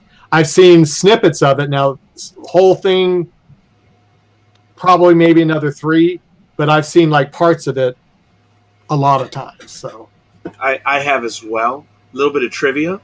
I don't know if you really liked it. We'll see how much you like the movie. What is the code that Spock used to lock the door when Ilea was on the other side? Oh, I can't remember that. I got nothing. 4 or 5. It's 4 or 5. I think I just lost. Oh, our numbers just went down. I think I just lost the audience on that one. No, it was. It was 4 or 5. Go look it up, folks. It only take you about a minute to go in there. Everything's on digital now. But that was the code. Spock hit 4 or 5. Yeah, I'm that guy. I hear you. Well, Yeah. Random bits of information is one of the most fun part of being a fan of anything, because maybe you know a lot about this part and someone else can fill in the blanks with what they know. And now that we have the internet, we can argue for about 30 seconds and then go see who's right. Oh my goodness, that is so true. I did enjoy the movie. I love the Jerry Goldsmith score, and then what he did with the Klingon battle in the very beginning. Oh my goodness, that is some really good stuff. So much so that became the theme for the Klingons all the way through. Yeah, really, really good stuff. you did say why you enjoyed the movie. Is there any particular scene or something that stands out when you think of the motion picture? Yeah, the opening scene, the tall overhead shot of the bridge and the crew, or it's one of the opening scenes, but the first scene that shows the bridge and everyone getting to it and just getting to work. I don't know. It seemed extremely fresh. Like here we are, just new ship ready to go, and I think I was a little bit shocked with the uniforms being so different from what I'd come to expect. That was different, but I loved it. Just the whole thing, and I guess the sets are, knowing what they had to work with back then. I love the sets and the setup and just the way everything was done. I was fortunate that I think it was June 10th, 1990. My friend won, well, the day before, he won tickets to be on, for those of you that are in Southern California, KROQ 106.7. Kevin and Bean were going to do tour. They were going to be tour guides at Universal Studios the next day. So they gave, I don't know, 10 winners, so a total of 20 people. And he won a ticket. He took me along. And we were along with Kevin and Bean. And we were there for 2 hours while they're doing their live program. A lot of fun. So the thing was that once the show was over, Universal Studios let us stay in the park, which was cool. So we had to run at the park for all day for free. And there was a moment where we went to Star Trek The Experience, for those of you that remember it. And Joe Estrada, my buddy, wanted a pretzel. I said, Joe, don't leave. I'm going to be on this, and you are too. You cannot leave. Joe went to get the pretzel, and then all of a sudden, on the front line, people started coming out, started choosing one, and I just shot my arm out as best I could, and this one kid picked me, and I'm like, oh my God, I'm going to be in it. And I was on Star Trek The Experience. And then it was funny because I told Joe, I was going to be on it. I told you. And I got a chance to be on the bridge of the Enterprise, of that one that you're talking about. And I get to wear the red uniform. It was a one piece, but it was still cool. And I remember it was dark because they film a movie, which you can buy. And I was standing on set in the darkness, and I looked at the controls. This looks lame, man. This stuff is painted on. It's really lame. And then the lights went on. Oh my God. I was on the bridge of the Enterprise. It was just incredible. Yeah, it's not always good to know how the sausage is made. Sometimes it's good just to go buy it at the store and enjoy what you're getting at the store. Because if you see how it's made, for some people, it takes away from the magic. Yes. A lot of people, if people are watching this, they clearly are interested in what's behind it. And they're going to enjoy all the little bits and pieces. I'm the guy that back when they had DVDs, I would watch, the director's cut, the producer's cut, the actor's cut, all the commentaries down to the lighting and the crew and who else. And I would watch those as much as I watched any actual movie because I love hearing and seeing what else went into it. I recently learned that one of the scenes in the original Road Warrior or Mad Max, they strapped an actual rocket engine into one of those cars and shot it through a trailer and nearly killed the stunt driver. But it made the scene, and they figured out later that they didn't have to do all that. But I didn't know that. That's wow. Thank you, Internet, because I love random snippets like that. They had set the car up on rails to shoot in a very specific direction, but because there was so much power from that rocket, it just bent the rails and it went flying sideways. I think it was Toe Cutter's vehicle, the Knight Rider, the one who was in Morton Joe in the most recent one. But yeah, seeing how it's made is very fun for me. But I can imagine your disappointment at seeing not actual functioning buttons on the Starship when you got there. Well, it was just something where I was there in the darkness, and I guess they were. I don't know what the coloring. It might have been tape, and it may have been a marker's tape where they block people. Looking back, it might have been that, but I remember looking down and saying to myself, "This looks really cheap. This is lame." But once everything went on, it was the bridge of the Enterprise, and I was fortunate. I have the video on VHS. Oh, that's I'm going to convert it in the next 6 months because I just can't get around to doing it. Actually, Those converters are worth every penny that you pay for them. yes. And they. Do I put the video here right now? I believe I do somewhere because I'm packing up a few items. But I came across the video and I said, okay, I have to get that one converted. So I know I'm going to have it done before the end of the year, but I digress.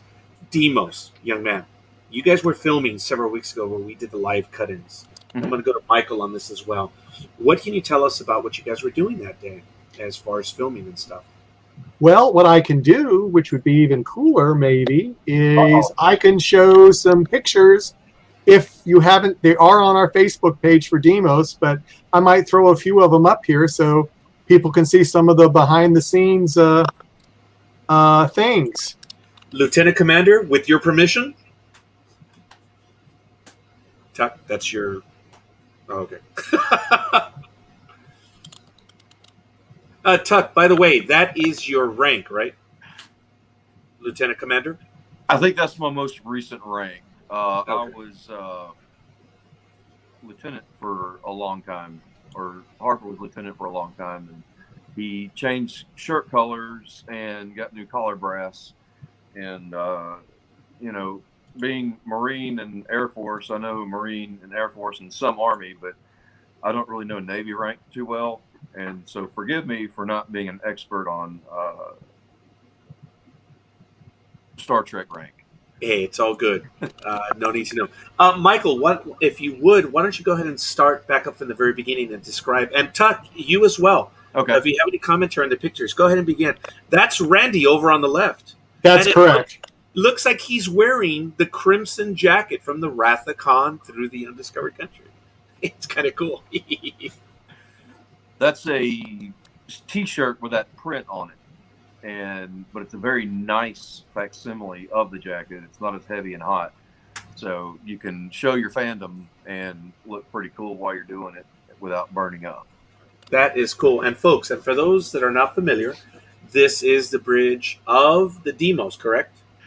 The Deimos, the Webster, the Triton, the Tristan, Starship Marie Curie, and The Endeavor.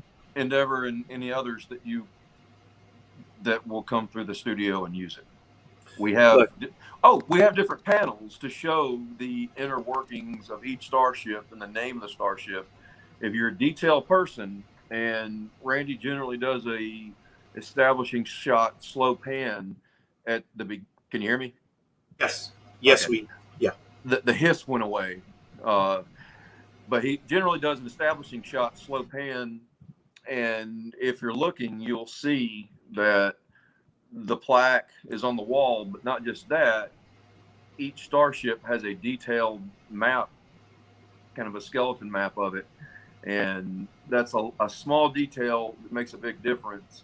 Each ship is its own, even if they're sharing the same bridge. That they all have that. It is that ship for that day. That is cool. I do notice some of the schematics on this and really looks cool. I hadn't been able to see this sort of detail, but Tuck, this is not a large set, is it? This is larger than the last one we had, and I think it is fantastic. Wow. We have room to move around and breathe. I think we got another station up there that we didn't have. Yeah. Yeah. How about tactical and the people who are standing at the podiums on each side are now seated on each side as they are on a regular starship. So you're not having to stand for hours on end while you're on watch. No, that is cool.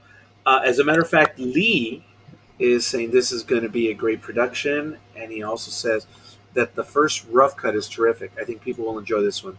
Hope to see it finished. Now, I caught Randy's comment.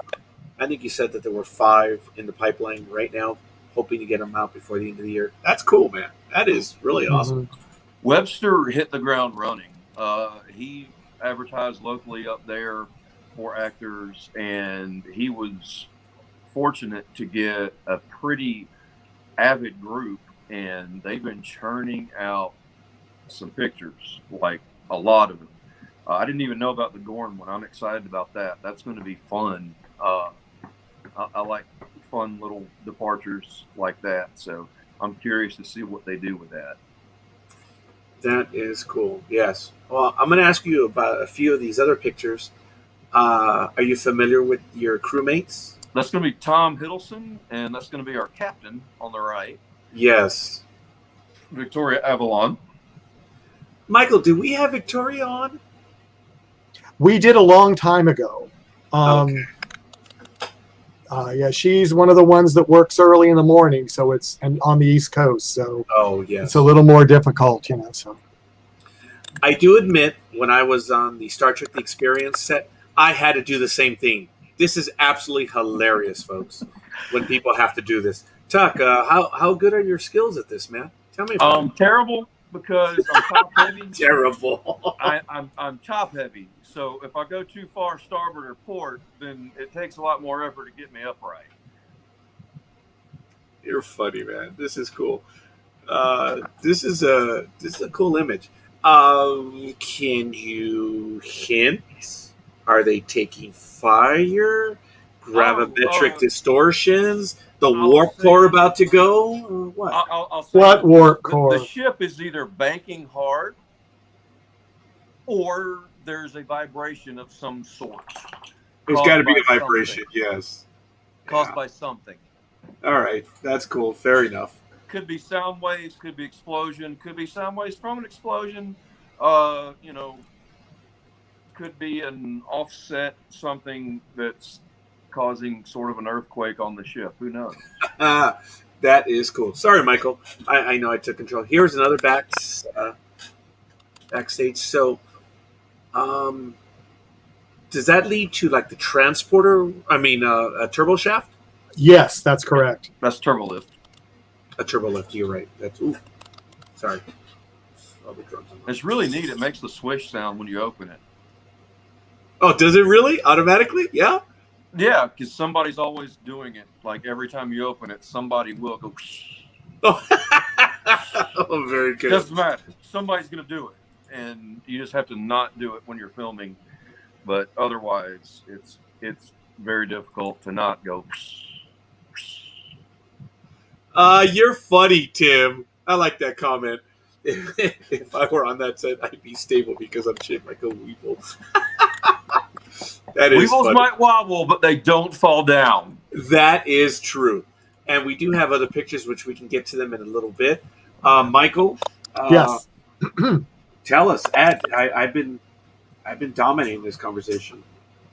Well, I just want to do a shout out. Michael Bednar was online. I tried to see if he could get online with us tonight also, because he's like a pseudo producer, as I call him, of Potemkin, because he does help us with construction questions. And the turbo lift was one of them, because he had designed the turbo lifts for Starship Farragut. And when Randy was redoing the sets up for Webster, he wanted to get it a little bit more control, so the doors went better. And so Michael sent him his plans for how he designed the doors down in the studio in Georgia. So that was very helpful, and we could see it on this shoot. I mean, it was just so nice. You pull one thing and it pulls both doors at the same time, and pull it the other way, and then it shoots the doors back. And as Tuck said, everybody always goes swoosh. So there's always someone to do it. And we can thank special shout out to Andrew for operating those expertly every time we needed them on time on cue. Absolutely. Didn't crash. Not too many people crashed into the doors, and if they did, it's because they didn't listen to Randy's direction. Yep. Oh, thank goodness I'm not on set then. Oh, he's a tyrant. You wouldn't believe. He keeps birds of a feather. He keeps a horsewhip, and he beats the snot out of us, and it gets traumatic because it's like you're on The Shining and you're Shelley Duvall, and he's always hounding for you to be better and faster. None of that's true. Faster and more intense. Yes, faster and more intense. Oh, okay. All right, I can see him. Here's Randy. I can see that. No, he's an absolute pleasure to work for. He's got a great insight, and he hates working the camera, but he's fantastic at it. He would prefer to stand to the side and let someone run the camera, but most of us go there because we want to act and be a part of that. We don't get a lot of volunteers to do director or photography work, and anyone who's good at that is getting paid $500 for a few hours of work, so they don't have time to come play with us. So true, Ted. So true. Having someone who is committed, having that love, they truly are a diamond in the rough. Because when you want to say you want to do something, everyone jumps to it. But when it comes time to actually getting to do it, they're just not there. No. And it's really cool, Tuck, that you mentioned the names of the individuals, such as you mentioned it was Andrew, that's Lee's wife. Andrew. Oh, okay. Yeah, she's not on screen very often. So she does a lot of the background stuff. And there are others that do it as well. Mm-hmm. It's really amazing, and this is also on many other fan programs as well. There are a lot of people that work behind the scenes that rarely ever get credit unless you look at the titles. Anne has actually had a lot more screen time than you think. She's played our aliens or opposition or guests somewhere in different parts of the Potemkin universe. Okay. But she's definitely a huge piece of our pie there. Gosh, there's so many. And with Michael here, I can't begin to start naming off people who do score, who do CGI and graphics and things for us. Michael, can you throw some of those names out just to give them the credit? He's on the spot. I'm sorry. I shouldn't have done that. Yeah, because I'm trying. I mean, our main one right now was just online with us, Ross. I mean, he does a lot of our CGI work. Yeah. And some other stuff. And sadly, a lot of our other people that we had in our Birmingham productions, have moved on because some of them have gotten paying gigs after they have done work for us. And then now they just don't have time to sadly devote free time for us. So they've moved on. And good for them. Seriously. Good for them. Like you graduated. And what's great about fan films is maybe you weren't the best at acting that day. It doesn't matter because we all got together. We told a story, and maybe you weren't your best that day. So what? The story is the words are said, the scene is set, so the story gets told, and at the end of the day, is telling that story. No one is going to be so terrible that it takes away from the story, and we're not getting paid, so no one's expecting Shakespearean fantastic stuff. But not to say that we don't try to do well, but it's a great place for people to start if they want to do sound or picture. Hey, if you want to come film, we would love for you to come run our camera and be our DP. Anyone who sees this at all. It's Lexington, Kentucky. Hit up potemkinpictures.com. But we can't pay you at all. We'll give you a pizza. Prayer. As a matter of fact, there is pay. It's called love of Star Trek. There you go. That's what it is. That's the eternal. Hey, there is no money in Star Trek. Hey. Yeah, there's a bunch of plenty credits. Compensation. It's just not green.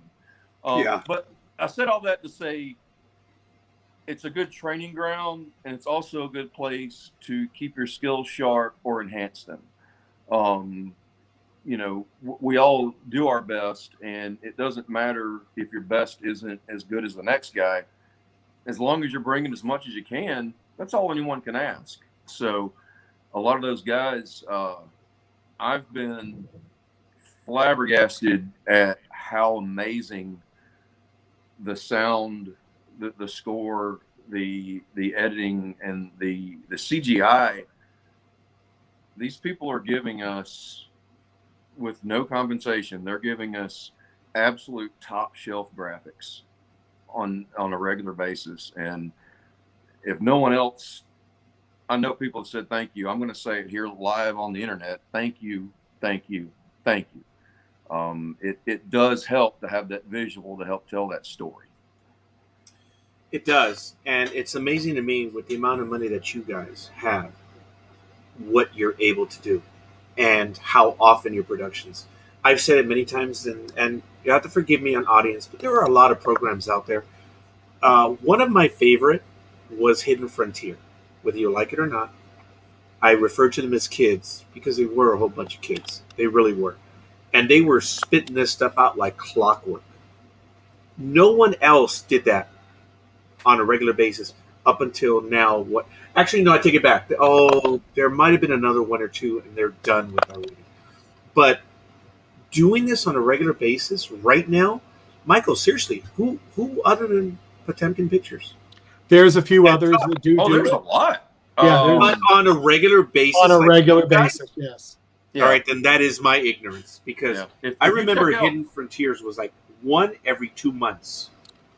Oh, Some are one every 2 to 3 weeks right now. They're short, but there's some productions that are doing one every couple of weeks. Well, forgive me.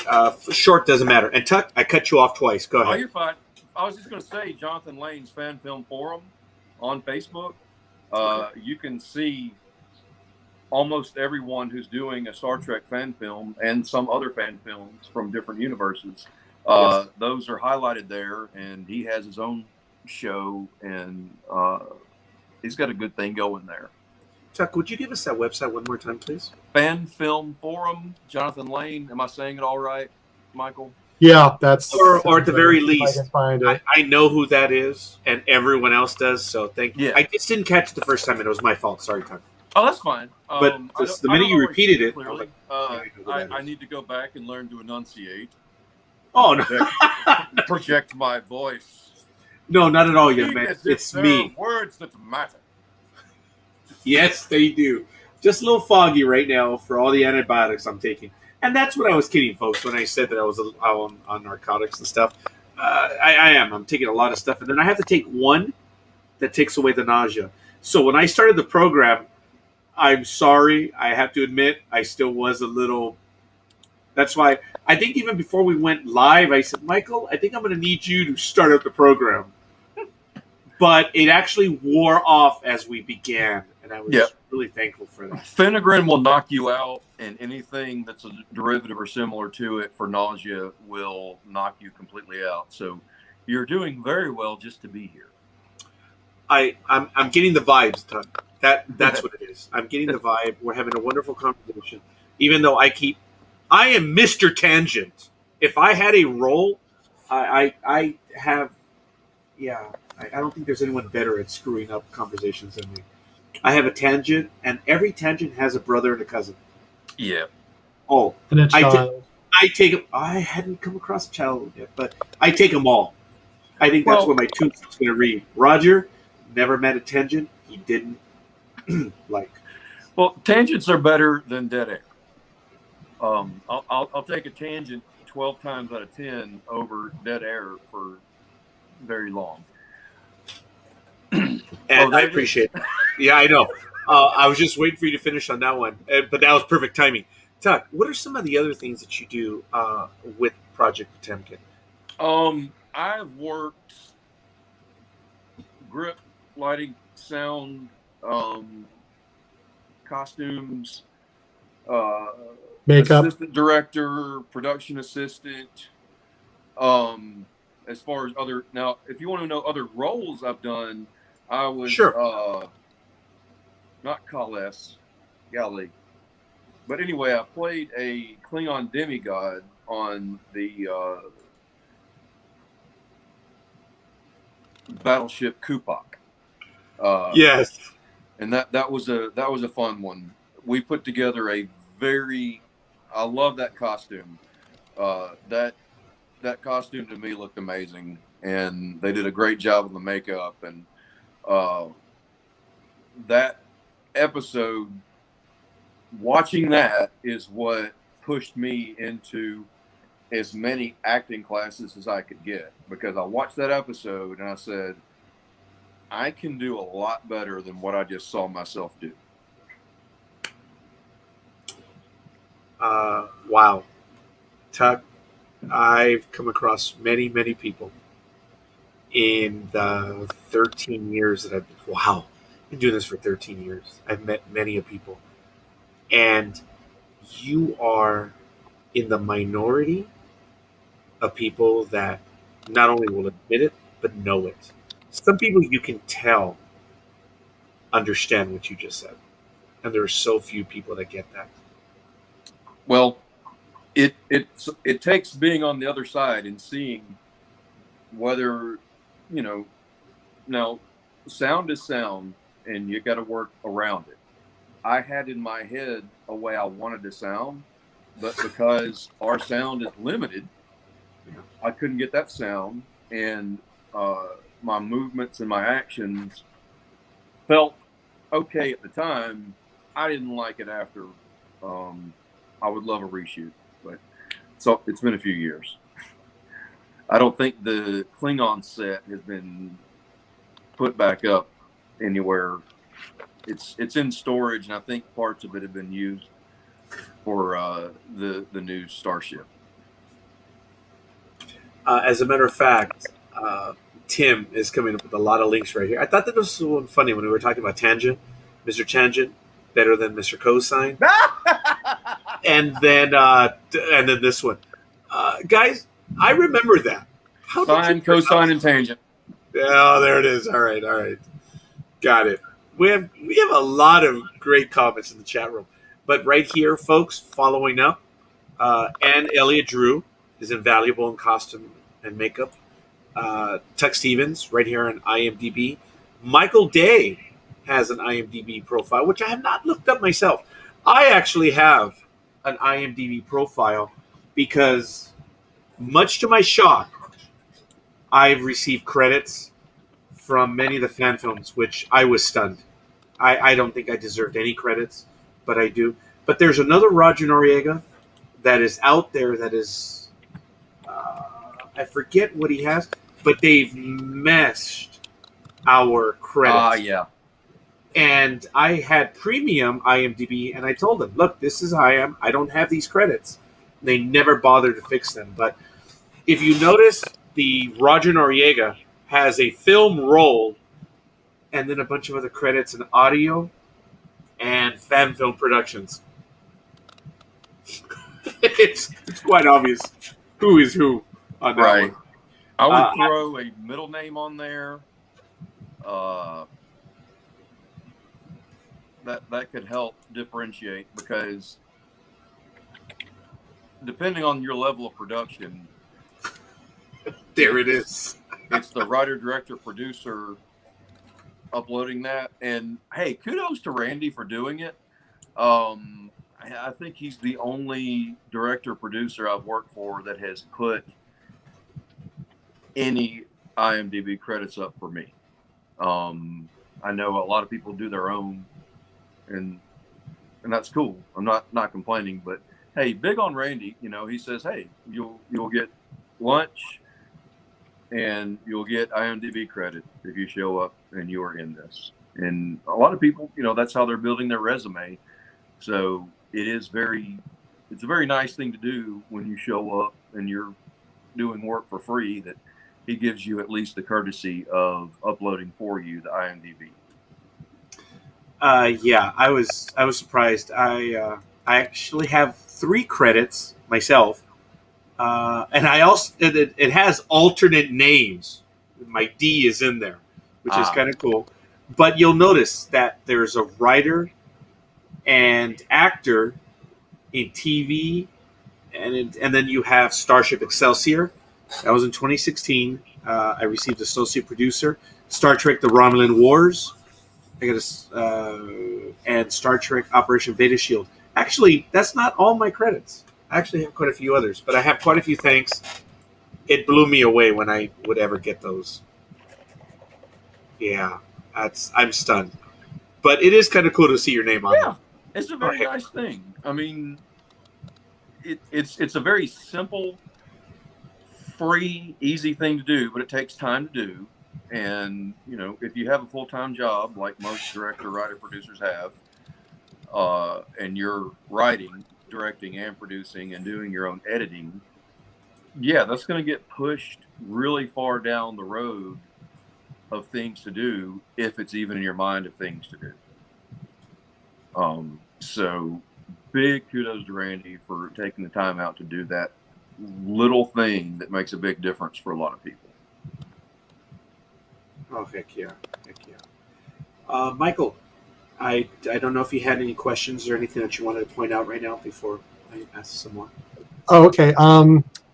Yeah, I was gonna, because I know Tuck has been doing this for a while, and you kind of glossed over some of the other acting stuff that you have been doing. Mm-hmm. I don't know if you wanted to go into more detail about that, or would you rather not? I'm glad to. Coming up pretty soon, like I said, Undercover Redemption. That's it was Eric Johnson and Jay Sean. They got together and put together that, and I was playing Frankie. He's a gangster, and he's second in command to Big D, and that's going to be a fun. It's a comedy. It's the main characters are a couple of cops, so it's good guys versus bad guys, cops versus robbers. Very fun. Definitely got hit some of my wanted to do in that, and actually played Frankie in a very short one called Dope Boy. That's maybe 7 to 10 minutes long. It's out there probably on. He was just doing a dope deal, another bad guy, and I played Mike Taylor, extremely evil racist cop in We Are Human. That's by Daniel J. Hill. That was fun. It wasn't supposed to be about my character, but just in editing, it turned into the Mike Taylor show. He was a bad guy, but there may or may not be some redemption in the end of that. But that was filmed all in Birmingham. That was a fun one to do. There's a few other things, but I just can't think of them off the top of my head. If you go to my YouTube, just Tuck Stevens, it's on YouTube. There's only one. If you look under videos, and there's little collections. Did we lose Roger? Do we have audio for Roger, or just?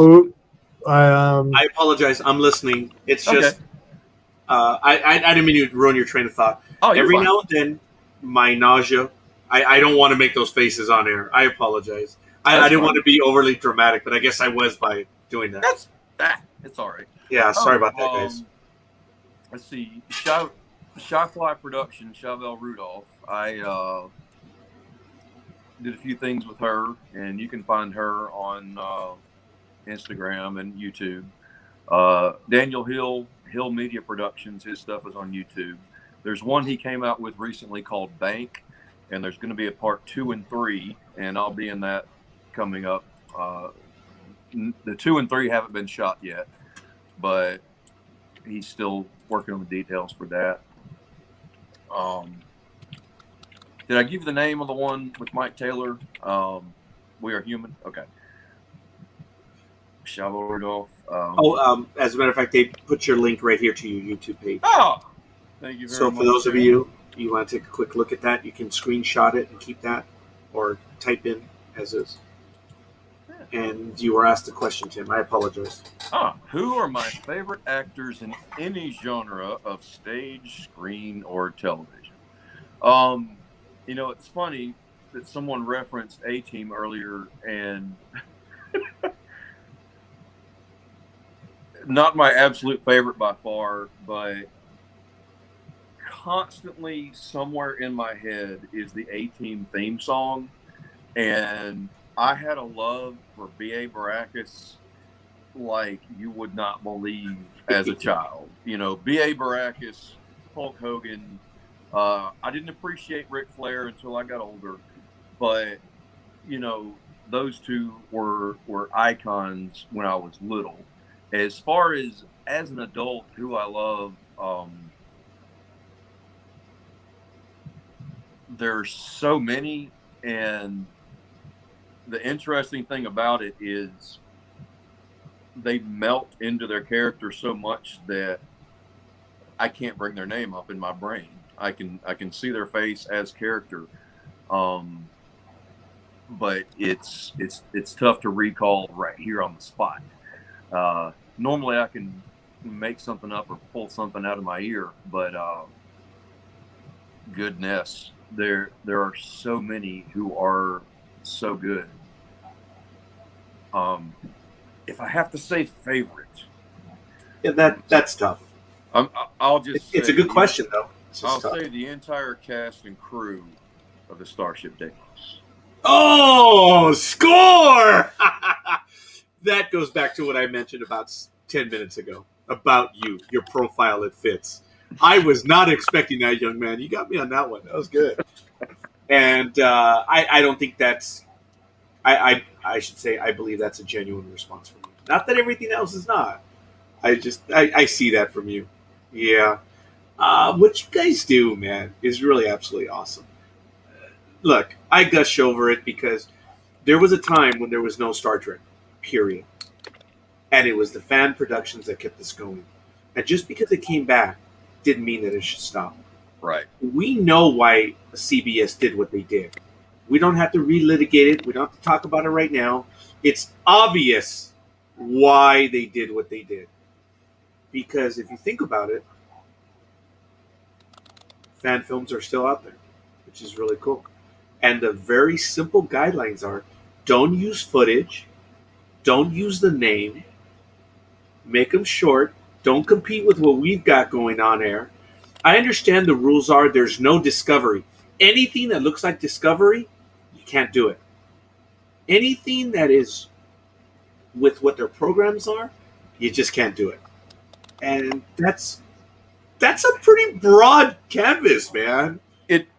And it's great because if you have a chance to look at the Fan Film Forum, you'll see the broad spectrum of what people have been doing, and it's amazing what gets done. And it's really a lot of really good stuff is out there. And my curiosity, how much inspiration do the writers of the real shows take from fan films? Is it zero? Is it some? Is it more than you would think? I don't know. I know if it was my job to come up with concepts and ideas, they say there's nothing new under the sun. Well, I'm definitely going to go fishing in a well that has worked before. And I'm very curious. It may be they're all writing brand new, very fresh stuff out of their heart and mind based on their own life experiences.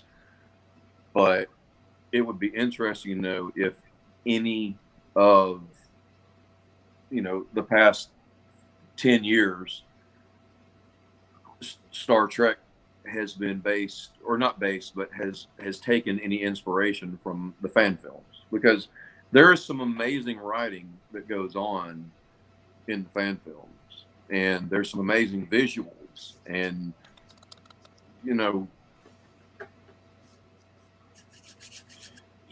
Tuck, they'll never admit it. Nah. But there's times that you recognize it. and maybe not you per se or Michael, but if you've done it and it has an eerie feeling, like, hey, wait a minute, it's obvious. There is some inspiration. Every story's been told. Folks, look it up in literature. The Greeks wrote them all. How many variations or how many storylines do we have? I forget the number, but it's like 13 or 14 basic storyline. That's it. The Greeks told them all. We're just adding flavor and color. What you guys are doing are adding a lot of flavor and color. Someone, and who knows, maybe it'll be me. I doubt it.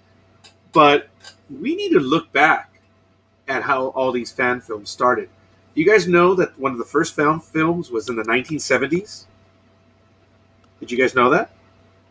Yeah, you did, Michael. And correct me if I'm wrong. Wasn't George Takei involved in it? I believe so, yes. In the 70s, folks. This is the early 70s. This is crazy. Seth MacFarlane did a fan film when he was a teenager. He was 15 years old. Yes. And that was fun to see because, this guy, he is his own franchise. And that's one of the places he started, was banging out some fan film. Oh, yes. And then Orville. Come on, folks. Come on. What is it, a love letter, an homage? I mean, I've seen Orville. Tuck, I'm not sure about you, but when Discovery and Orville were on at the same time in 2019 or 2017. No, wait, it was 2019. I was asked often, because they know my love of the theme. They would say, so which one do you like better, Orville or Discovery? And Michael Day's already heard this one, the audience has. My answer was simply, my youngest daughter sits down twice a week to watch both programs with me. You tell me which one's better, Bill. You tell me, man. And it's great. I love the Orville, and if you're looking to do a fan film in the feeling of Star Trek, but without the rules, those rules haven't been set forth about the Orville. And I think a lot of people have made a number of Orville fan films. And that's probably a universe I would steal from if I wanted to do something longer than 15 minutes. If I wanted a longer production, I would probably dip into that well. Tuck, I thank you for telling me that. I was oblivious to the fan films in Orville. Oh, they're out there. I'm going to have to do me a little bit of searching on that internet. I am interested in some of that stuff. Yeah, it's like Rule 42. If there's probably a fan film of it. Yeah, okay. But there's a question. Tuck, if you Yes. could give your younger self, the one just starting out, any advice, what would you tell them? Excellent question. Hey, Tim, you want to join the program? You're asking better questions than I am. Let's see. When you're learning your lines, just one at a time. Not the paragraph, not the page, just one sentence at a time. And it'll get there a lot faster. So that's been very beneficial for me.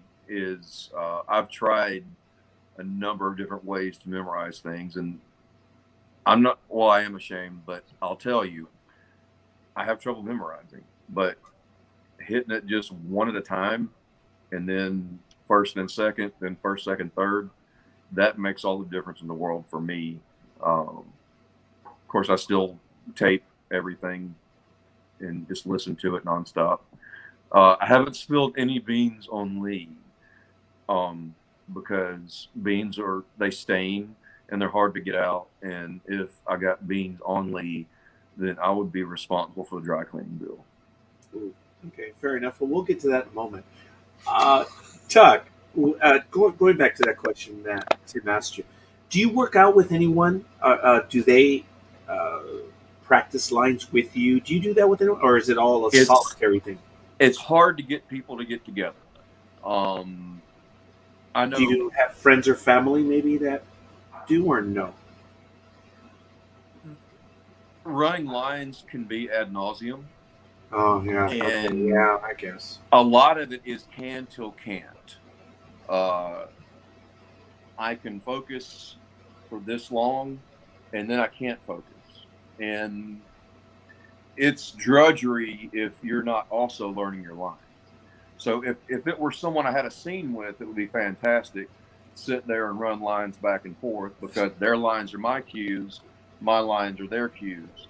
But the way I get around that is I'll take all of the cue lines and enough space in between it to give my line, and then you can ride down the road.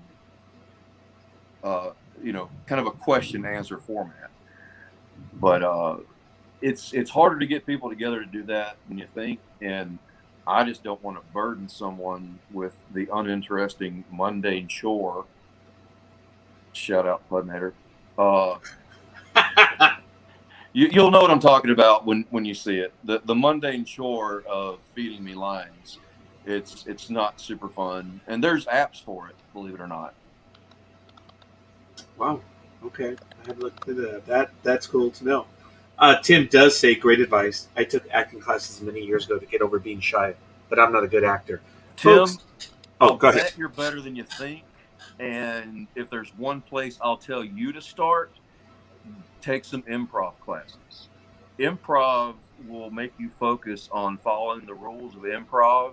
And if you're following the rules, the story gets told. And eventually you find yourself on stage in front of people doing the thing, and you've forgotten completely to be nervous. And so either Spolin improv classes, Viola Spolin, she's the great godmother of Second City, which was the creators of modern, not sketch comedy, but modern improv. Had to go over here for memory. But yeah, if someone is a little nervous or doesn't feel great about it, take both comedic and dramatic improv, either Spolin or Second City or something like that, because that's going to help you get out there. And you don't want to go in thinking, well, I need to work on this. You'll have an opportunity to work on something while you're creating a scene, or the scene's creating itself as you follow those rules. But yeah, don't think you're bad. There's ways to get around not giving your best performance. Tim, thank you for that. There's a slam that a lot of fan productions receive. Obviously, it's the quality of the acting. And before I add to that, I want to go back to what you said earlier, Tuck, about if you had professionals doing this, they would be earning money somewhere else. That's the point. So what you have left over is, and I don't mean that demeaning in any way, you have the passionate ones, you have the believers, and you have the ones that want to be a part of it. And what I've always told people, both on these programs that we do here and when we're not live, is if there's a story there, that will make up for any perceived thing. Look, folks, you're talking about a fan production. The sets are just not there. The special effects, which I think this was probably in the early '90s, maybe. Things have changed. The sets are unreal. The special effects are unreal. The things that we can do with the cell phone, unbelievable.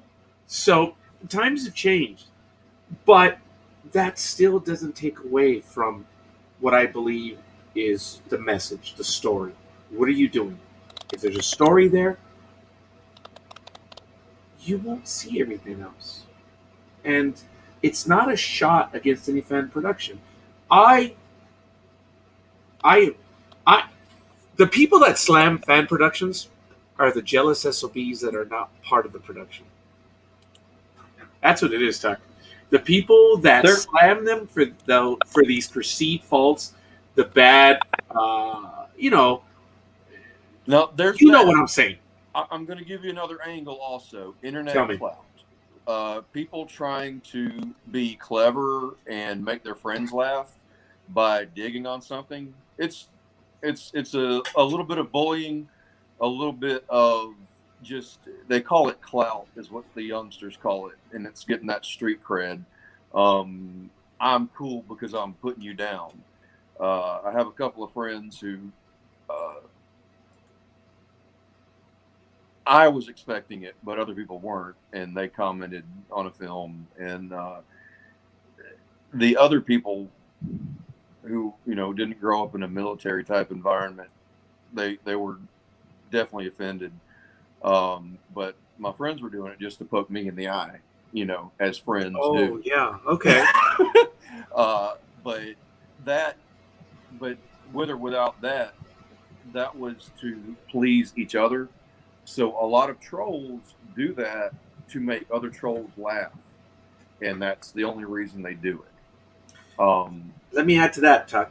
We, on Sports Talk with the Guys, we call them apron stringers. These are the apron stringers. Well, if I may, these are the ones that are holding on to Mama's apron in the basement. The apron stringers are holding on to Mama's apron because they haven't left their basement, they haven't left their home, and they have nothing else. They're at home. I mean, if they're taking time to rip a program, let's get real. Look, I was reviewing stuff for years, and I just said, okay, since I'm interviewing more and more of these programs, I have to stop reviewing. I can't do that anymore because it's not fair. But I remember reviewing one, and Michael remembers this. It was a Las Vegas production, and I really thought what they did was good. But Tuck, I kept getting tired of the throwbacks. Not the callbacks. Yeah. And they were reliving every great line from the movies. Right.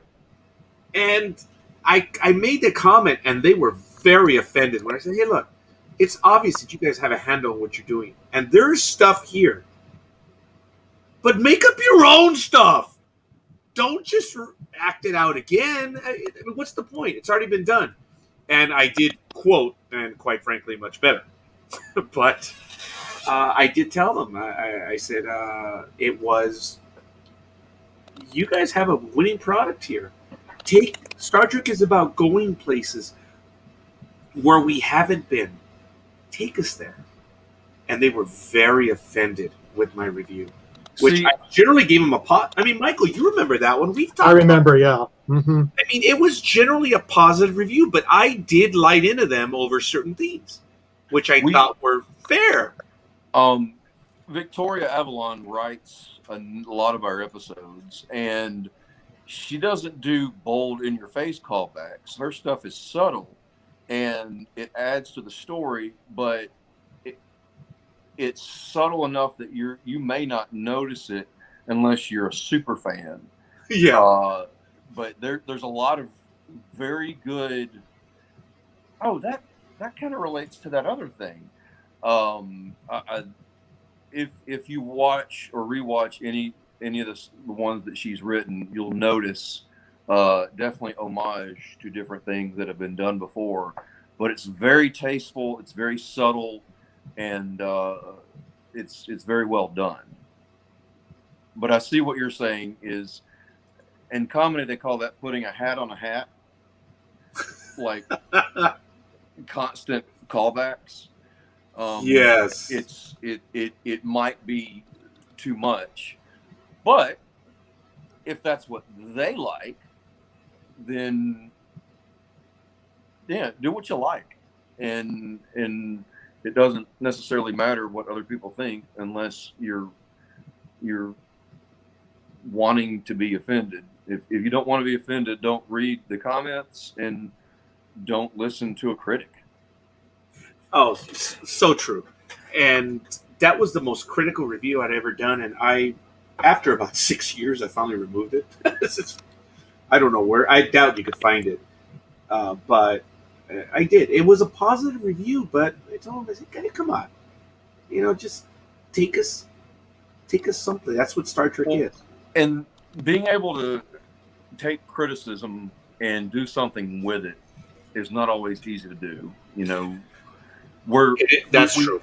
we put a lot of ourselves into creative endeavors, and you kind of open yourself up, and it's hard as an artist to open yourself up and leave yourself open. And now that you're open, someone stabs you in the heart, and it's not that you shouldn't be open. It's just be aware that not everyone's going to like what you did, and someone may have criticism that actually has value. And if it hurts a whole lot, it's probably something you already knew might be a problem, and someone put voice to that problem, and now it's real, and someone else has noticed it, and now you better deal with it. Get better or get gone. It creates a pressure that maybe you didn't want at this moment in life to get better, to fix the problem. That's my analysis there. That's my take. Tuck, that's deep. It really is, and I appreciate the commentary on that. I don't think I've ever had a conversation outside of Michael about what we're talking about right here. This is really cool. Yeah, I'll get there with you. Oh yeah, hey guys, just to give you an idea, it is now 9:07 p.m. on the Pacific Coast. It is Monday night here. It's actually Tuesday morning somewhere else. Tuck, I think you did mention where you're at, but what's time zone? Birmingham, You did Alabama. say that, yeah. You're central, right? Yes. Okay, so you're close. All right, fair enough. Tim, or Mike, yeah, it's Tuesday. How you doing over there? I'm just listening what's going on outside. That's all. Has the alert been? Yeah, now it's a flood warning. Really? Okay, this is another thing that what I call middle America people, have to deal with. I was in Ohio for a week, and there was one day where it was humid, hot, and then it began to rain, and then the winds, and then there was a tornado watch, and by the end of the day, it was clear skies. Like, I don't want to play. I could not handle the extremes. And where I was in Chillicothe, Ohio, so everyone knows, I was there I was there for 2 weeks. But that one particular day, I called home and I said, Mom, let's see, no, how that was 90. I was 22 years old. I called Mom. I said, Mom, there's a tornado watch out here, or a warning. I think out in Midwest they call them cyclones. Cyclones, yeah. We call them naders, like a tornado.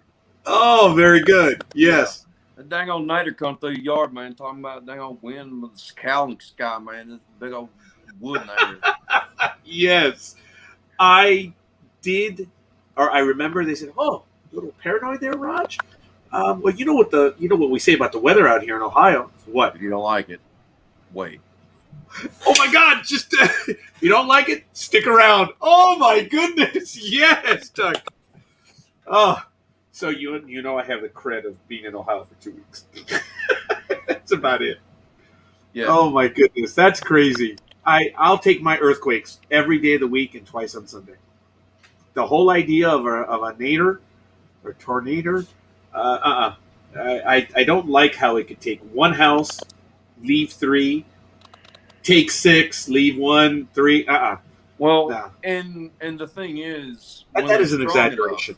Yeah. We had some a few months ago. You're told get in the smallest room, and like a bathroom and a hallway or whatever, because there's more bracing around that. Yeah. That's great if your home doesn't get removed from the foundation. And we had a number of those recently, and I think it was a 2011 tornadoes. Just devastating. And, people who survived had basements, and one elderly couple in Oak Grove, when you have your concrete front porch, there's a hollow space underneath. A lot of places they'll brick that up, but you can knock it out and you can go in there and have shelter. They were in that part, and that's the only part of the house that was not completely removed. But this has nothing to do with Star Trek. No, you're good, Tuck. Hey, it's where the conversation is taking us. But yeah, weather is, it affects all of us, and we're stuck with it. it's not Star Trek, but one final comment on that. When I was on the East Coast and in Ohio, the brick buildings frightened me because everything's made out of wood out here.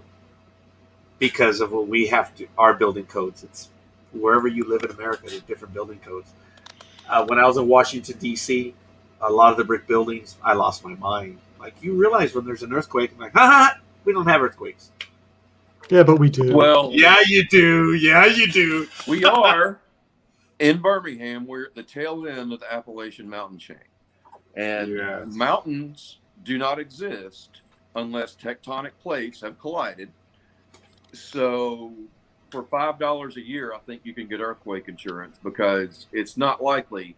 But if it does happen, the ground will probably open up and swallow us all. But we $5?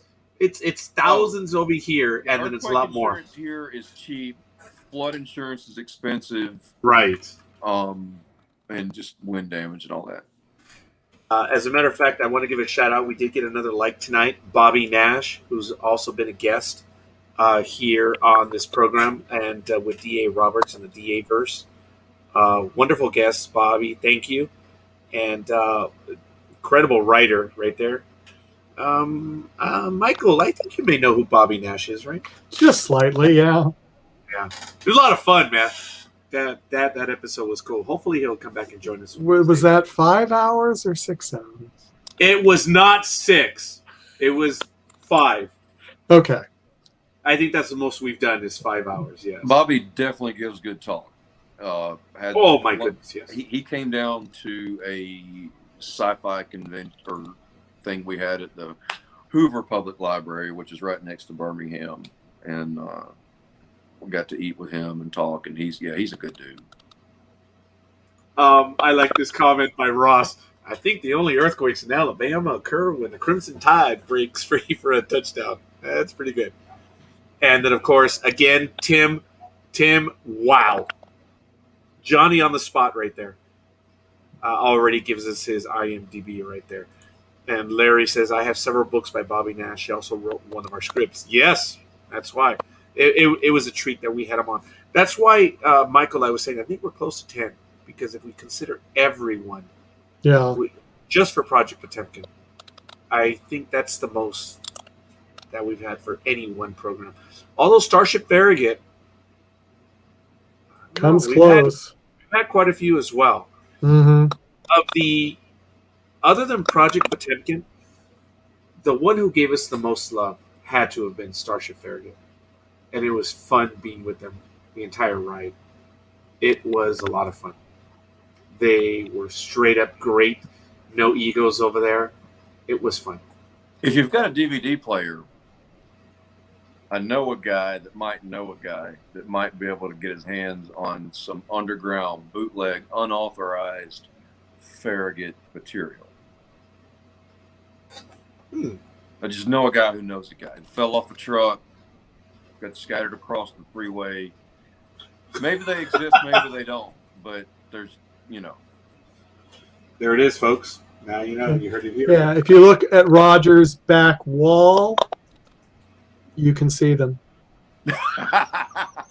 Okay, all right. You want to play? They're not on that one. Michael, they're in my bookcases where, this is my office. This is where I meet my clients and stuff. That's another one of my workstations right over here. But we're starting to pack things up, as you guys know. So that's why it's looking away. A lot of my toys are there. But I will get those DVDs. So Michael and no, they're just on the other side because my clients sit here. I have bookcases here. They're on the other side in my other station. I have them. I'll get them. Michael, you have the con. There you go. So I didn't know what level of acknowledgement of those things' existence we were allowed to give. Well, no, because they did exist. They were all made before the new rules and regs came out. Okay. So, but it hasn't been any since the new regs came out. So yeah, like we can give it free if someone sends it. Yes. Mm-hmm. And I have these. These were handed to me by Michael Day in Hollywood. Those are pretty good covers too. Oh yeah, Good man, they artwork. were absolutely awesome. Actually, I should put them right over here. There it is. There's This a little one shine on is. it. Yeah, I apologize for want of a nail.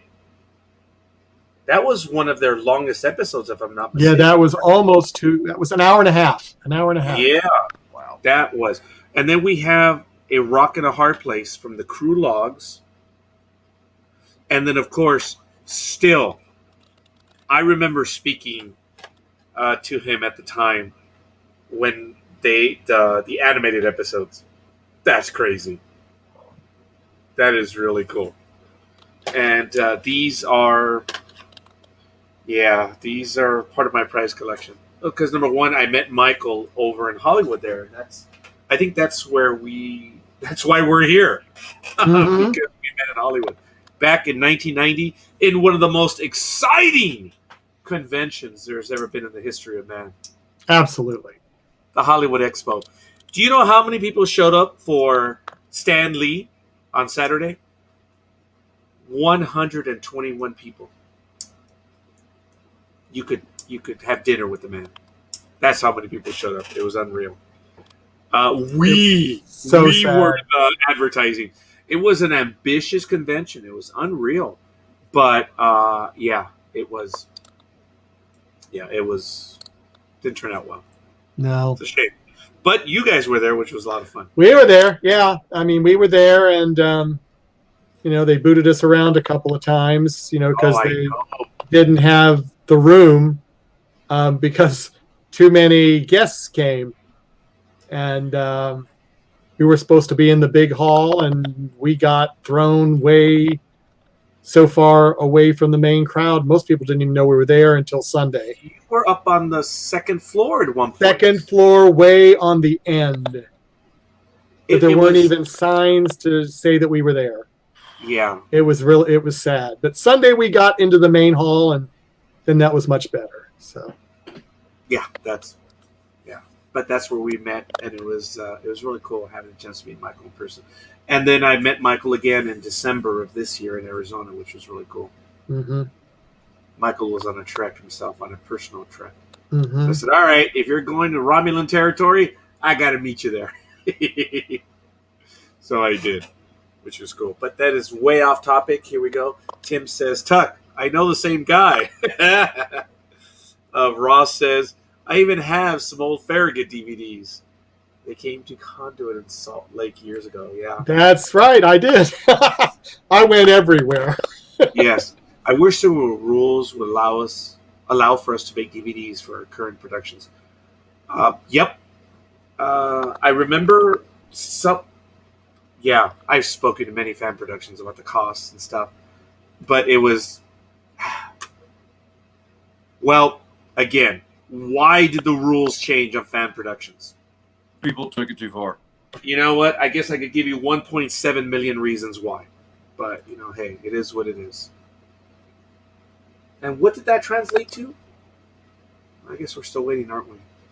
Anyway, we'll let that one go. I said that one on purpose. Don't worry about it. No one else but I said it. So, Tim says, my first celebrity autograph was by Stan Lee at a Marvel Comics convention in New York City in 1975. Yeah, I don't think Stan Lee would ever charge for his signature, but He never did. I do think people around him that he's not fully aware of would have done that. Yeah. I apologize. Something is bothering me on the video. Okay, I think I got it. Stan Lee, when we saw them at the... Did you see him at that convention, Michael? I did not, because, no, I didn't get a chance, no. I remember that since we were doing media, we were doing coverage, we were there all 3 days, and it was fun. We were hustling in and out. We were using Blog Talk Radio. At the end of the day, we did a program. We did, I think they were called Twitch at the time. Or they were short programs, and I was doing them live as I was interviewing people. And I remember the lady that was kind of like the manager there. She says, I hope you're not the only media that shows up. I said, well, that's your problem, not mine. And no one else showed up. And it was a lot. People went bankrupt after that one, huh, Michael? Yeah, I think they did. Yeah. What's the con that, or the Potemkin's going to be at one either this weekend or next weekend, like coming up really soon. Randy was putting it out there, but I wanted to just give it a shout out. Give it a shout out. Let me pull it up because I think I remember the name, but I just want to make sure I get it right. It's something con something. Michael, do you remember Starfleet Command 7th Fleet? Frankfurt Con. Frankfurt Con. So Frankfurt, Kentucky, right? Yes, Frankfurt, Kentucky, Saturday, July 17th. Okay. So plenty of time to get ready to go and mark that day off. Do you see the comment there, Michael, from Ross? I missed Ross. Wait a minute. I'm still going back. Okay. I had to go someplace up. Go ahead. He's asking if you remember Starfleet Command 7th Fleet in Salt Lake. They had the booth next to you, animated battle they had playing the whole convention was done by Ross Tobridge. So yeah, I did not realize that, but yes, I remember. Now, does he remember who came with me to that convention? That's a biggie. Yeah, Ross, do you remember who came with him to the convention? Well, I remember the glorious captain. A Farragut was there with you in Hollywood. It wasn't in Hollywood. Though. Yeah, in Hollywood, yeah. Oh, there it is. Frankfurt Con. There is the frankfurtcomiccon.com. Is Tim on the spot? Yes! Lee says, I miss going to Treklanta. It was canceled last year. Hope it will come I think back. it'll be huge this year. I think people are clamoring for to be around people again, and I think Treklanta is going to be enormous. They're having. It's going to be virtual. Oh, really? Yes. Oh, well, they just had Ren Fair in person, and I think it had pretty good attendance. Mm-hmm. Who else was there, Michael? Come on. It was actually. Was it Michael Bednar? No, it was actually someone from Star Trek Continues was with me. Maybe that might ring a bell for him. Wyatt Lenhart, who played Chekhov in Star Trek Continues, he was with me. Oh, okay. Let's see, what does he say? I had forgotten. We had that small link going way back. Well, now there's another connection, yes. Mm-hmm. It was a long time ago. Lee says, I wonder if they're going to continue the Fan Film Awards. Tim threw the name out there. Yeah, he probably hadn't heard it yet. So I would imagine if a film festival can be online and do awards that way, I would imagine an online convention could do the same if they wanted to. As far as, doing reviews and awards. I don't know. That's speculation. I'm filling space with words and sounds. And there you go. No, it's all good. As a matter of fact, Ross says, I don't think I crossed paths with him. So he crossed paths with you. Just crossed paths with me. Everyone with you, Michael. Because I was pretty much at every single convention we went to almost. So. Michael, how many fan programs have you been involved with? I don't really think there's anyone like you when it comes to 1, productions. 2, 3, 4, 5, I think 6, maybe 7. I'd have to list them. I think it's 6 or 7. But on a regular basis, not a one-off, you have been involved with these productions for a very long time, Michael. Yeah, because some of them took years to do. So, it's like some of them where I'm hoping to get a guest in 2 weeks who has done some of them that I've worked with. I've done 2 with him, two fan films with him, and it was years in the making because it was shooting because they were hour and a half, 2 hour films, so it took a while because everybody, just like we talked about, all of them, no one gets paid. Everybody works when they can and when they have time off. So it's sometimes scheduling was a pain, especially if it was a scene with a lot of people. So Herding cats. Oh yes. We Uh, tried to put together a production when Randy first went to Kentucky. We were going to film it here, but it was going to take 3 weekends, and it just getting everyone on the same page was impossible, and we didn't wind up doing it. We couldn't do it. It was a great script, but gosh, it was. It's to do any production is a feat, and the more people you add, the more moving parts you add, and adding locations, getting and adding locations with people and around and getting those all to fall together on days people can show up, days you can get the location, um, and getting everyone who can show up. That's very difficult when you're paying zero.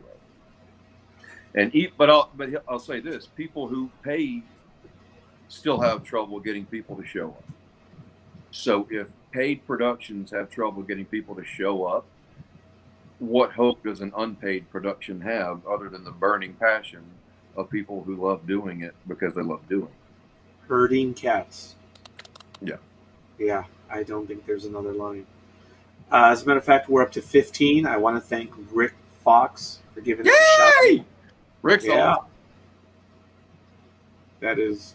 that's cool. We're appreciative, folks. We appreciate the love. I know you mentioned this earlier, Tuck, about what Star Trek, but I guess wanting to continue with you, Star Trek is an amazing animal. It debuted back in 1966. It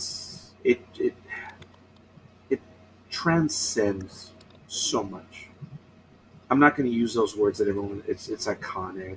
It's all this. It's mainstream. No, let's. Star Trek represents something to everyone. It's not the same. Growing up, you loved TNG. You've looked back. You commented that some of the old stuff really held up. Oh, and by the way, I wanted to give a quick shout or tangent or ferret on caffeine. I haven't had any caffeine either, but I want to give a shout out to one of the productions that proved that TOS stuff could be done and could be done well. You guys know who I'm talking about, the production down there in Texas. Uh, Exeter, right, Michael? Starship Exeter. That was their whole thing, that you can do Star Trek and you can do the original again. When they did that, and remember, folks, they did that one episode over a 2-week period, and it took them 10 years to complete the episode. It was a shame. Could you imagine with just a little bit of money what they could have done? But that's neither here nor there. Yeah. They opened it up for the TOS fan projects, which was absolutely awesome. Starship Exeter. A lot of people don't consider them. Look them up, folks. If and the thing was that they hit all their marks. Star Trek, non-Kirk, and they did some really cool stuff. And that's what Farragut did. They also went on their own. And Hidden Frontier, one of my favorites. Star Trek Romulan Wars, which I think they're based out of where, Michael? Oklahoma / Arkansas. Okay, yeah, I think that was Back Arkansas. then. Mm-hmm. They would maybe touch on a character that we recognize, but it was all brand new, man. And that was really cool about these fan films. They introduced us to new characters that we would grow to respect, admire, love, and even hate, which is really cool. And you get to do that, Tuck. But, okay, I want to give that shout out to Exeter. Star Trek today. I'm not talking about the programs that are on, but what does Star Trek mean to you going forward? Well, as I said, I just finished this afternoon watching the original series. And Yes. one thing I kept seeing was this is a great example and very good life lessons on how people in power should treat people who don't have power or negotiate with others who do. You have a fictional universe that gives really good examples of different ways to enact diplomacy and when to use your carrots and your sticks, or neither carrots nor sticks, and the nuances of dealing with personalities in a high conflict scenario. Be that military or law enforcement or whatever you run into in life where people are contentious.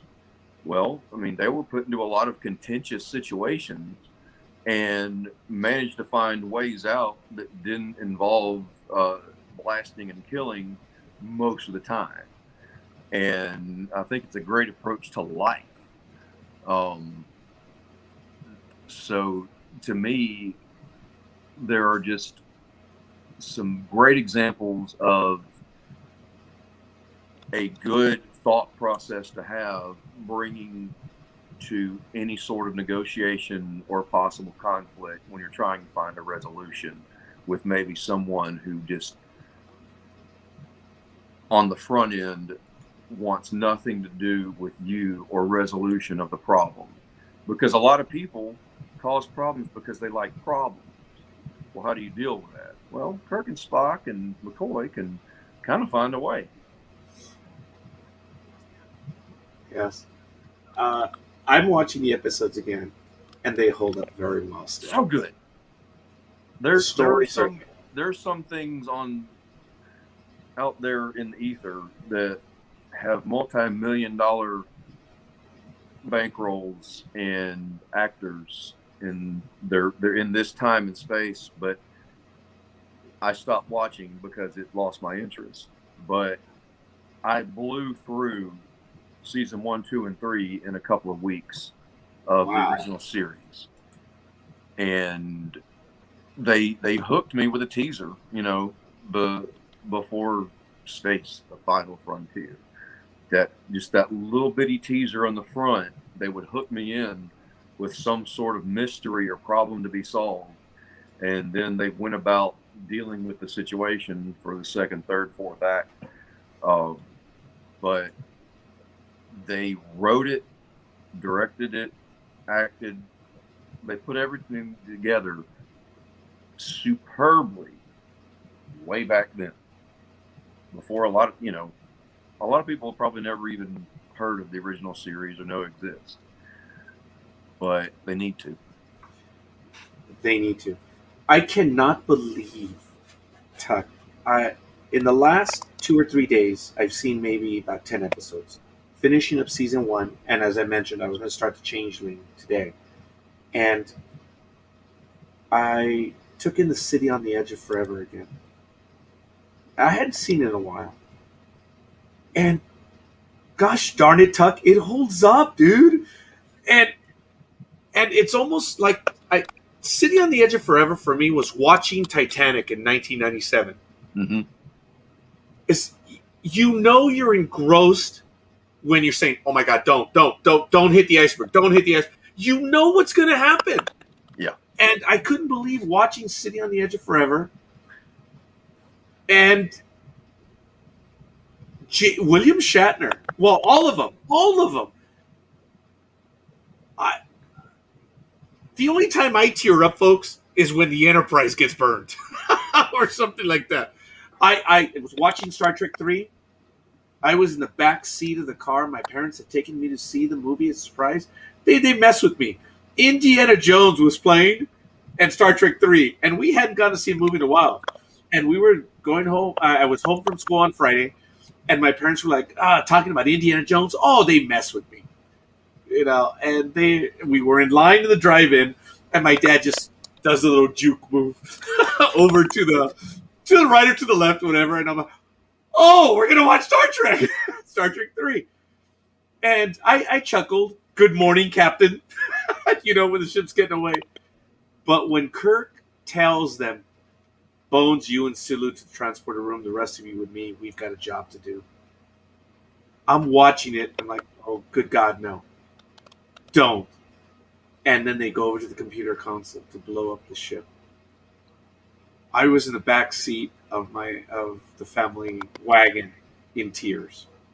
because the Enterprise, my world was coming to an end. The Enterprise was no more, and it was shattering. It was 1984. I was 15 years old, man.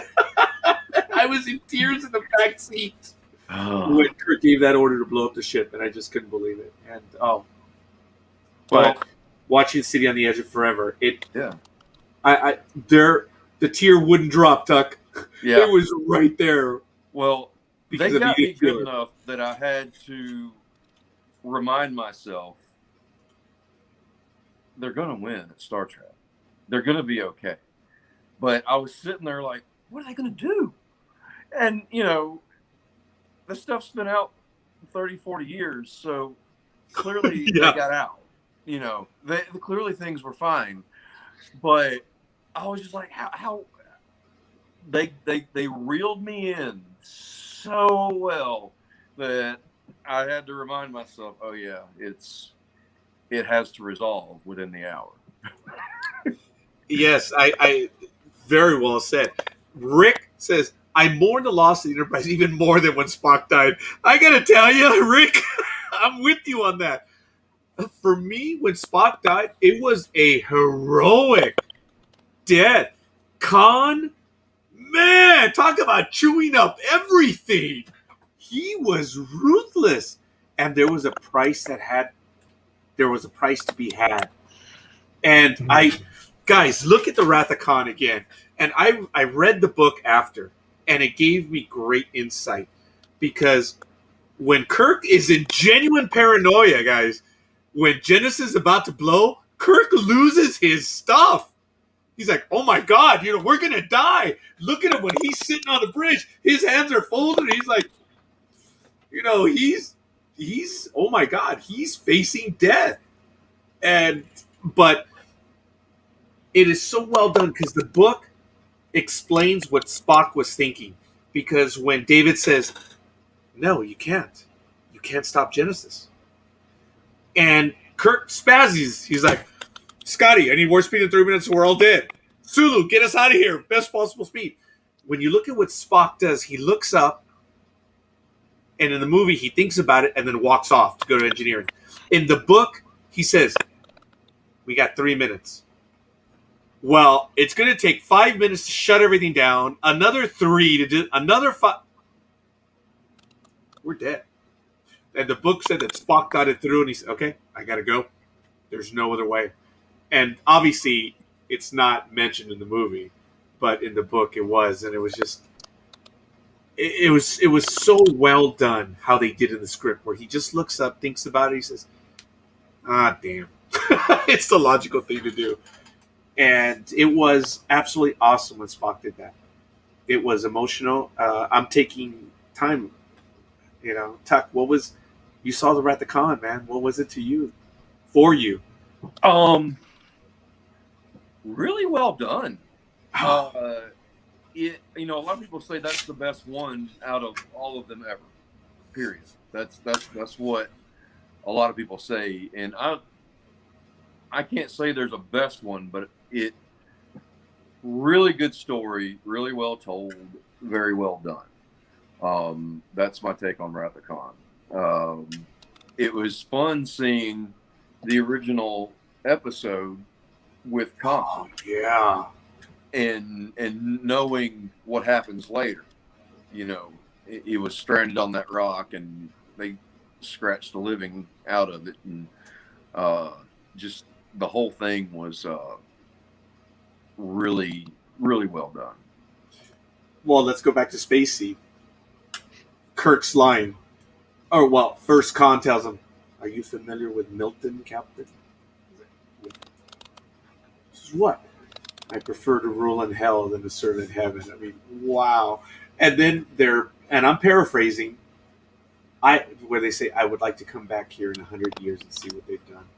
They were musing about they were still respectful. They had admiration for this one, but he was dangerous. They feared him. And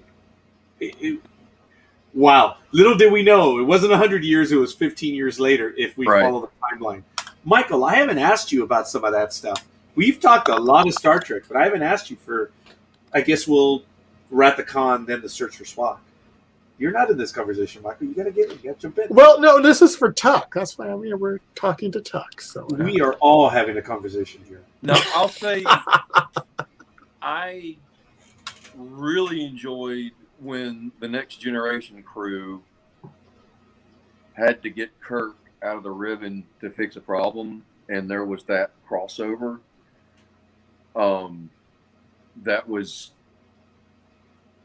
really well done, and that's one hell of a throwback, of a callback when you bring an entire character, out of the past or out of a anomaly into the future. And just that the two iconic captains working together to fix a problem, and that was super enjoyable for me. That was a lot of fun. Kirk's death. Your comment on Kirk's death, because a lot of people don't like that. They felt he should have gone out differently. Well, if he was Klingon, then he would need to go out in battle if he's going to go out with true honors. But he's not a Klingon. So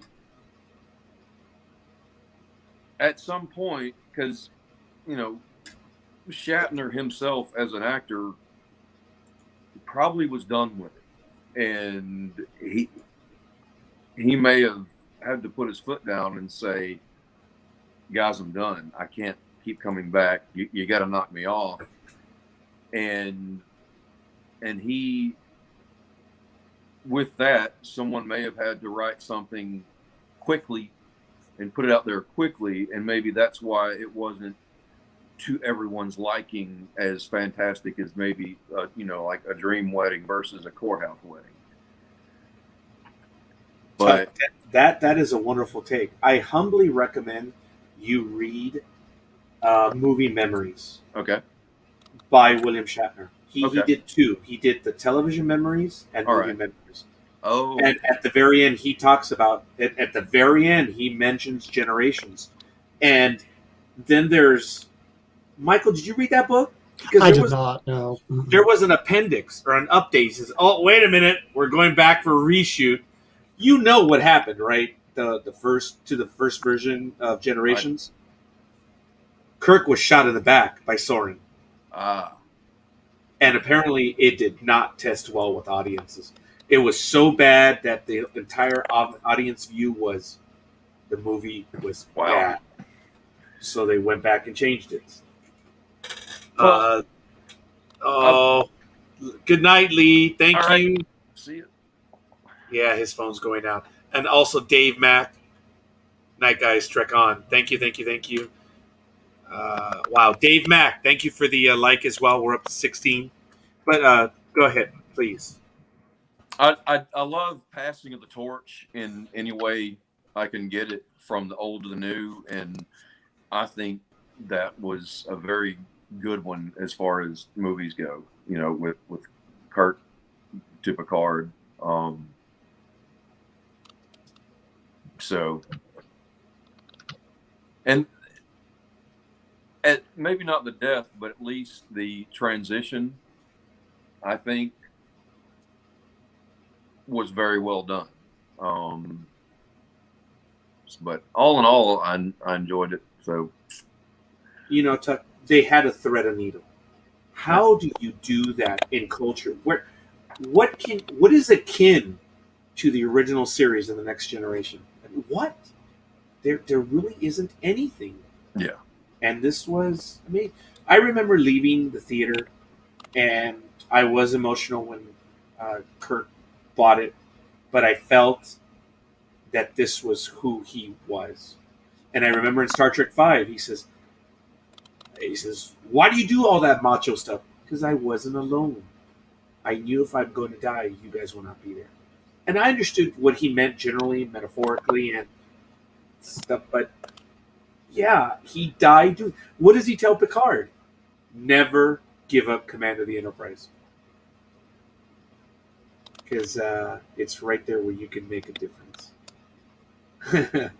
It was very well done. When Kirk gave his life, it was a satisfying end for me, for Kirk, because he was, guys, when he butchered the Klingon crew in Star Trek 3, they were out to get him. Right. Oh yeah. That's one fun thing to do, is noticing the evolution of the Klingon from the first season to the second season to the third season, and then jump forward to the movies, and then to the next generation, where they've gone through changes in life and appearance. Yes. The movie that I enjoyed the most was Star Trek: First Contact. It's an easy choice, but for the next generation, it's Star Trek: First Contact. And the scene that there's several scenes, but number one is where Picard is trying to get Lily to give up the phaser, Mm-hmm. and when she does so, he takes her on a tour of what she does. You guys know what I mean? Because without her and Zefram Cochrane, there is no Enterprise. There's nothing. Could you guys imagine being able to have Orville and, oh my God, the first two gentlemen that flew? Oh my God, Orville and Wilbur. Could you imagine being able to take them on a tour of a jet airplane? Or an SR-71 Blackbird? Could you imagine that? And Picard had that opportunity, not only to show her the ship, but to show her what her actions lead to. Says, you're struggling, you're in a dark time right now, but your looking there leads to this. Oh my goodness, it was just amazing. And you've seen First Contact, of course, Tuck, right? I love you. I've seen all of the movies from TOS and the Next Generation, and all of the newest movies with the younger versions. Are you a fan of the newest movies? Yeah, they're not bad. I understand the director was more of a Star Wars type director, and you got a little bit more of a Star Wars type movie, and that's fine, but they were still able to squeak a story in between the explosions and carnage. So, and the actors, if nothing else, those actors nailed every one of those characters. Nailed them. So, if nothing else, just enjoying seeing them as younger and possibly a different, universe, timeline, multiverse, whatever you want to call it. But gosh, they're not just imitating, they became the characters that the other actors created, which is just fantastic. So, Tuck, for me, my entire attitude changed for those movies in the second movie. I had already seen it opening day, and my daughters had not gone to see Star Trek Into Darkness, the grammatically incorrect Star Trek Into Darkness, but that's neither here nor there. And my youngest I had my oldest and my youngest, or whichever, watching the movie in the theater. And it was like near the last day or last week that it was going to be in run anywhere. And as Kirk is going to save the ship, my youngest is like, oh my God, they're reversing it. And she got all excited over that. I'm like, you realize this is a crime against humanity? It was Spock that gave his life, not Kirk. But to hear her excitement up, this story wasn't for me anymore.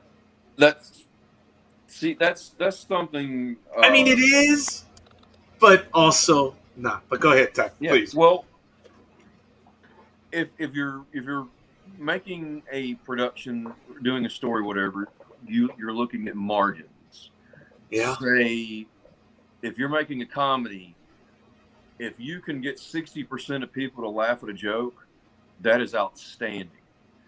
And someone basically explained in a 30-minute sitcom, you have 20% of people are going to laugh at each joke differently, but there's something for everyone in that 30 minutes. Not everyone's going to laugh at everything.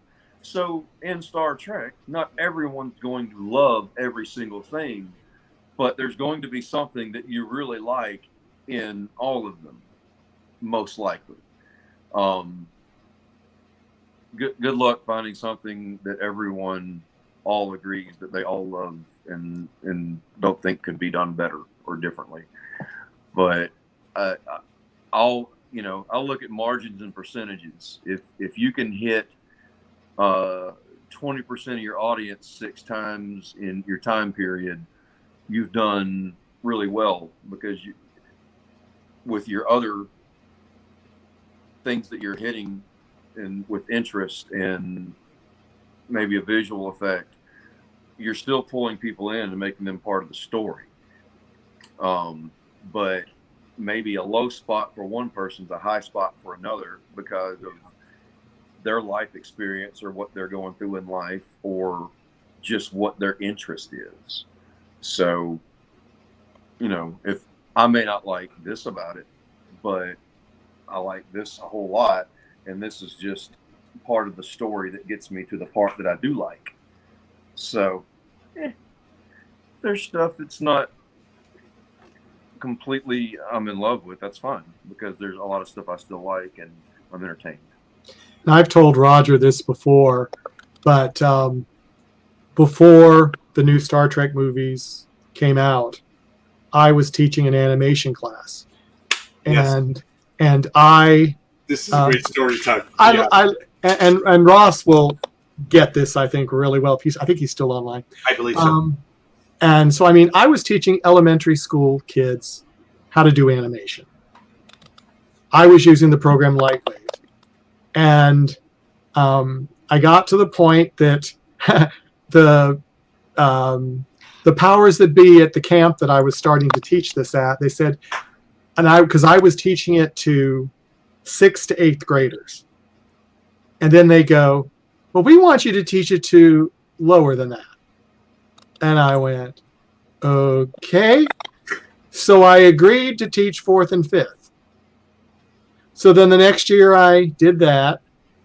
Then they wanted me to lower it again to 3rd. And I just went, okay.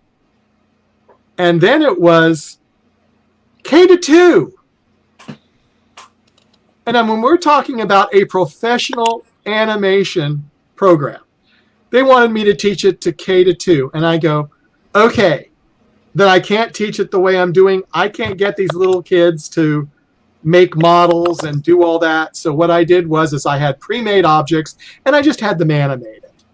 So after a while, I came across the USS Enterprise. So I put that in, showed the kids and told them, and I had in a space dock, and I told them, I said, the only thing I want you to do is I want you to take the camera and I want you just to go around the ship and just show the ship at different angles. And they go, well, I don't know what kind of ship that is. I've never seen that before, but it's cool. And I went, yeah, it is pretty cool. So they didn't know Star Trek. They didn't know the Enterprise. A year later, the new movies came out. I taught the class again. All the kids knew what the Enterprise was. I didn't have to try to explain it to them. Yeah. A whole new generation. And everybody asked me, well, did you like the new movie? We didn't like the new movies because I said, look, the new movies brought in a whole new generation of Star Trek fans. So, I did enjoy the new movies. I promoted the new movies with Starship Farragut. We went to the first 2 premieres, local premieres, and we were there to support, the new movies. And it was known by J.J. Abrams what we were doing, because when we went to the first premiere, the guy who was running the theater, he says, "So, did you know what they did?" And we all going, "What are you talking about?" "They mentioned you." And I go, "What do you mean?" So, "They mentioned you in the film." And we went, "What?" So we're looking at the film, and they mentioned the Farragut. So we're going, it's just a coincidence.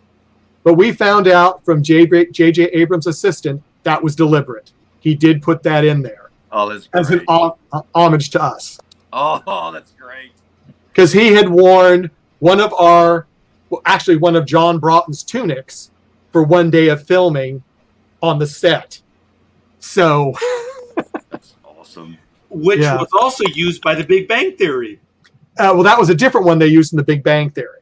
I'm sorry. Yeah, But that was yet another one. Yeah. another one, because the Big Bang Theory, that we were asked to create a Starfleet uniform, the dress uniform. Okay. And so in one of the Big Bang episodes, it's in a closet, and I can't remember the character, but it was Sheldon Cooper. no, it wasn't Sheldon. It wasn't Sheldon. Kaylee Cuoco Penny, I think, brings it out, right? No, it was She says, her "Throw this." rival. It was her rival. Oh, Priya. Yeah, it was Priya. Priya was moving it around, and that was that John Broughton had made special for that What episode. it is. Oh, Yeah. wow. Yeah, I but didn't- just these little things, and Makes Yeah. your world. oh, That's great. yes, it is. Yeah, it definitely is. Seeing Star Trek in the theater on TV, it's just incredible. And then now we get to see it on computer for what you guys are doing. And you guys are doing this again on a regular basis. You guys are still doing what most of us wish we could. We'll be back up in October. Yeah. We've already got enough people locked in that it's a go for launch to do the October. So all those things are falling into place. Wow. I tell you straight up, I'm envious of it. And instead of trying to being a negative soul that I normally am, I just appreciate what you guys do. I know what you guys do based on the hours, but most of us don't know because of the conditions, where you are, what you have to do to get there. Other fan films have taken great pains to explain it to us. And that's why, Tuck, it's the love for the vision of what that is. It's not only being able to play in the sandbox, but it's someone said years ago that the reason why people wear team uniforms is because that's the gang that we choose to be in. I'm paraphrasing and I'm generalizing. Yeah. But we wear uniforms for something else. And yet we are ridiculed. I wear this every day. And it is so cool because people come up to me and say, "Hey, is that the Bluetooth one?" I said, "No. I now have it." I said, "No." And then on my belt, I bring it out and say, "This is the Bluetooth one." And I wear it every day. I know, Tuck, you're probably going to think of me differently from here on out. But yeah, man, I wear this every day wherever I go. That's and good. I have my communicator with me because you know what? Star Trek, other than being cool, forgive me for just saying that, it talks about of a place that I would like to live in. I don't know about you guys, but I would love to live there. I think it would be absolutely fun. I'm not sure I would want the level of danger that you are frequently being put into as a member of the crew of Enterprise or any of those ships. It's like people talk about Mayberry being a safe town. Mayberry was anything but safe if you count the moonshiners, the swindlers, the bank robbers, the more bank robbers, the escaped convicts. If you count all the crimes that went on in Mayberry, it was not a safe and peaceful town at all. Well, the Enterprise is not a safe place to be because there's going to be chaos at some level. I might appreciate that garbage scowl after a year or two of, might die today.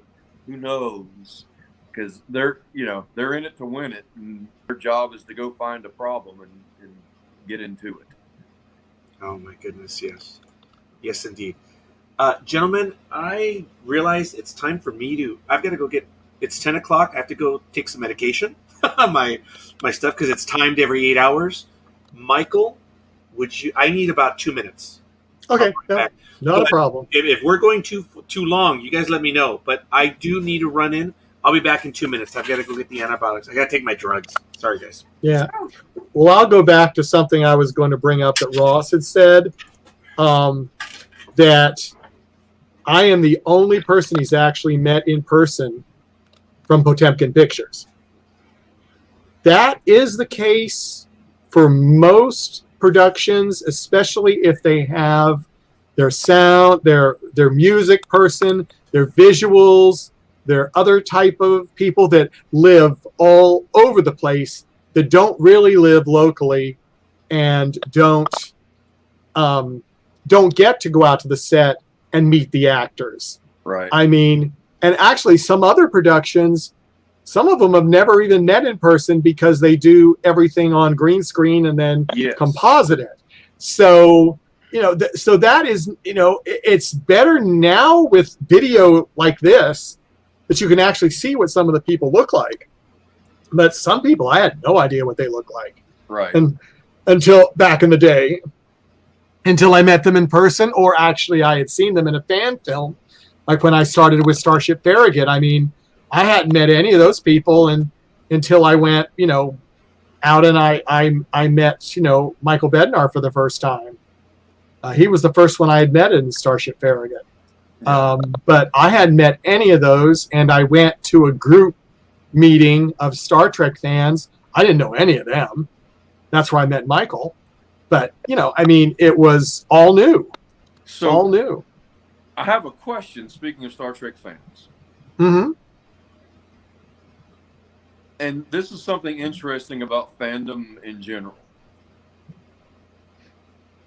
As Farragut or the other stuff that you've been involved in, have you noticed people who are in the local Star Trek club not as interested in doing anything on screen? Yes.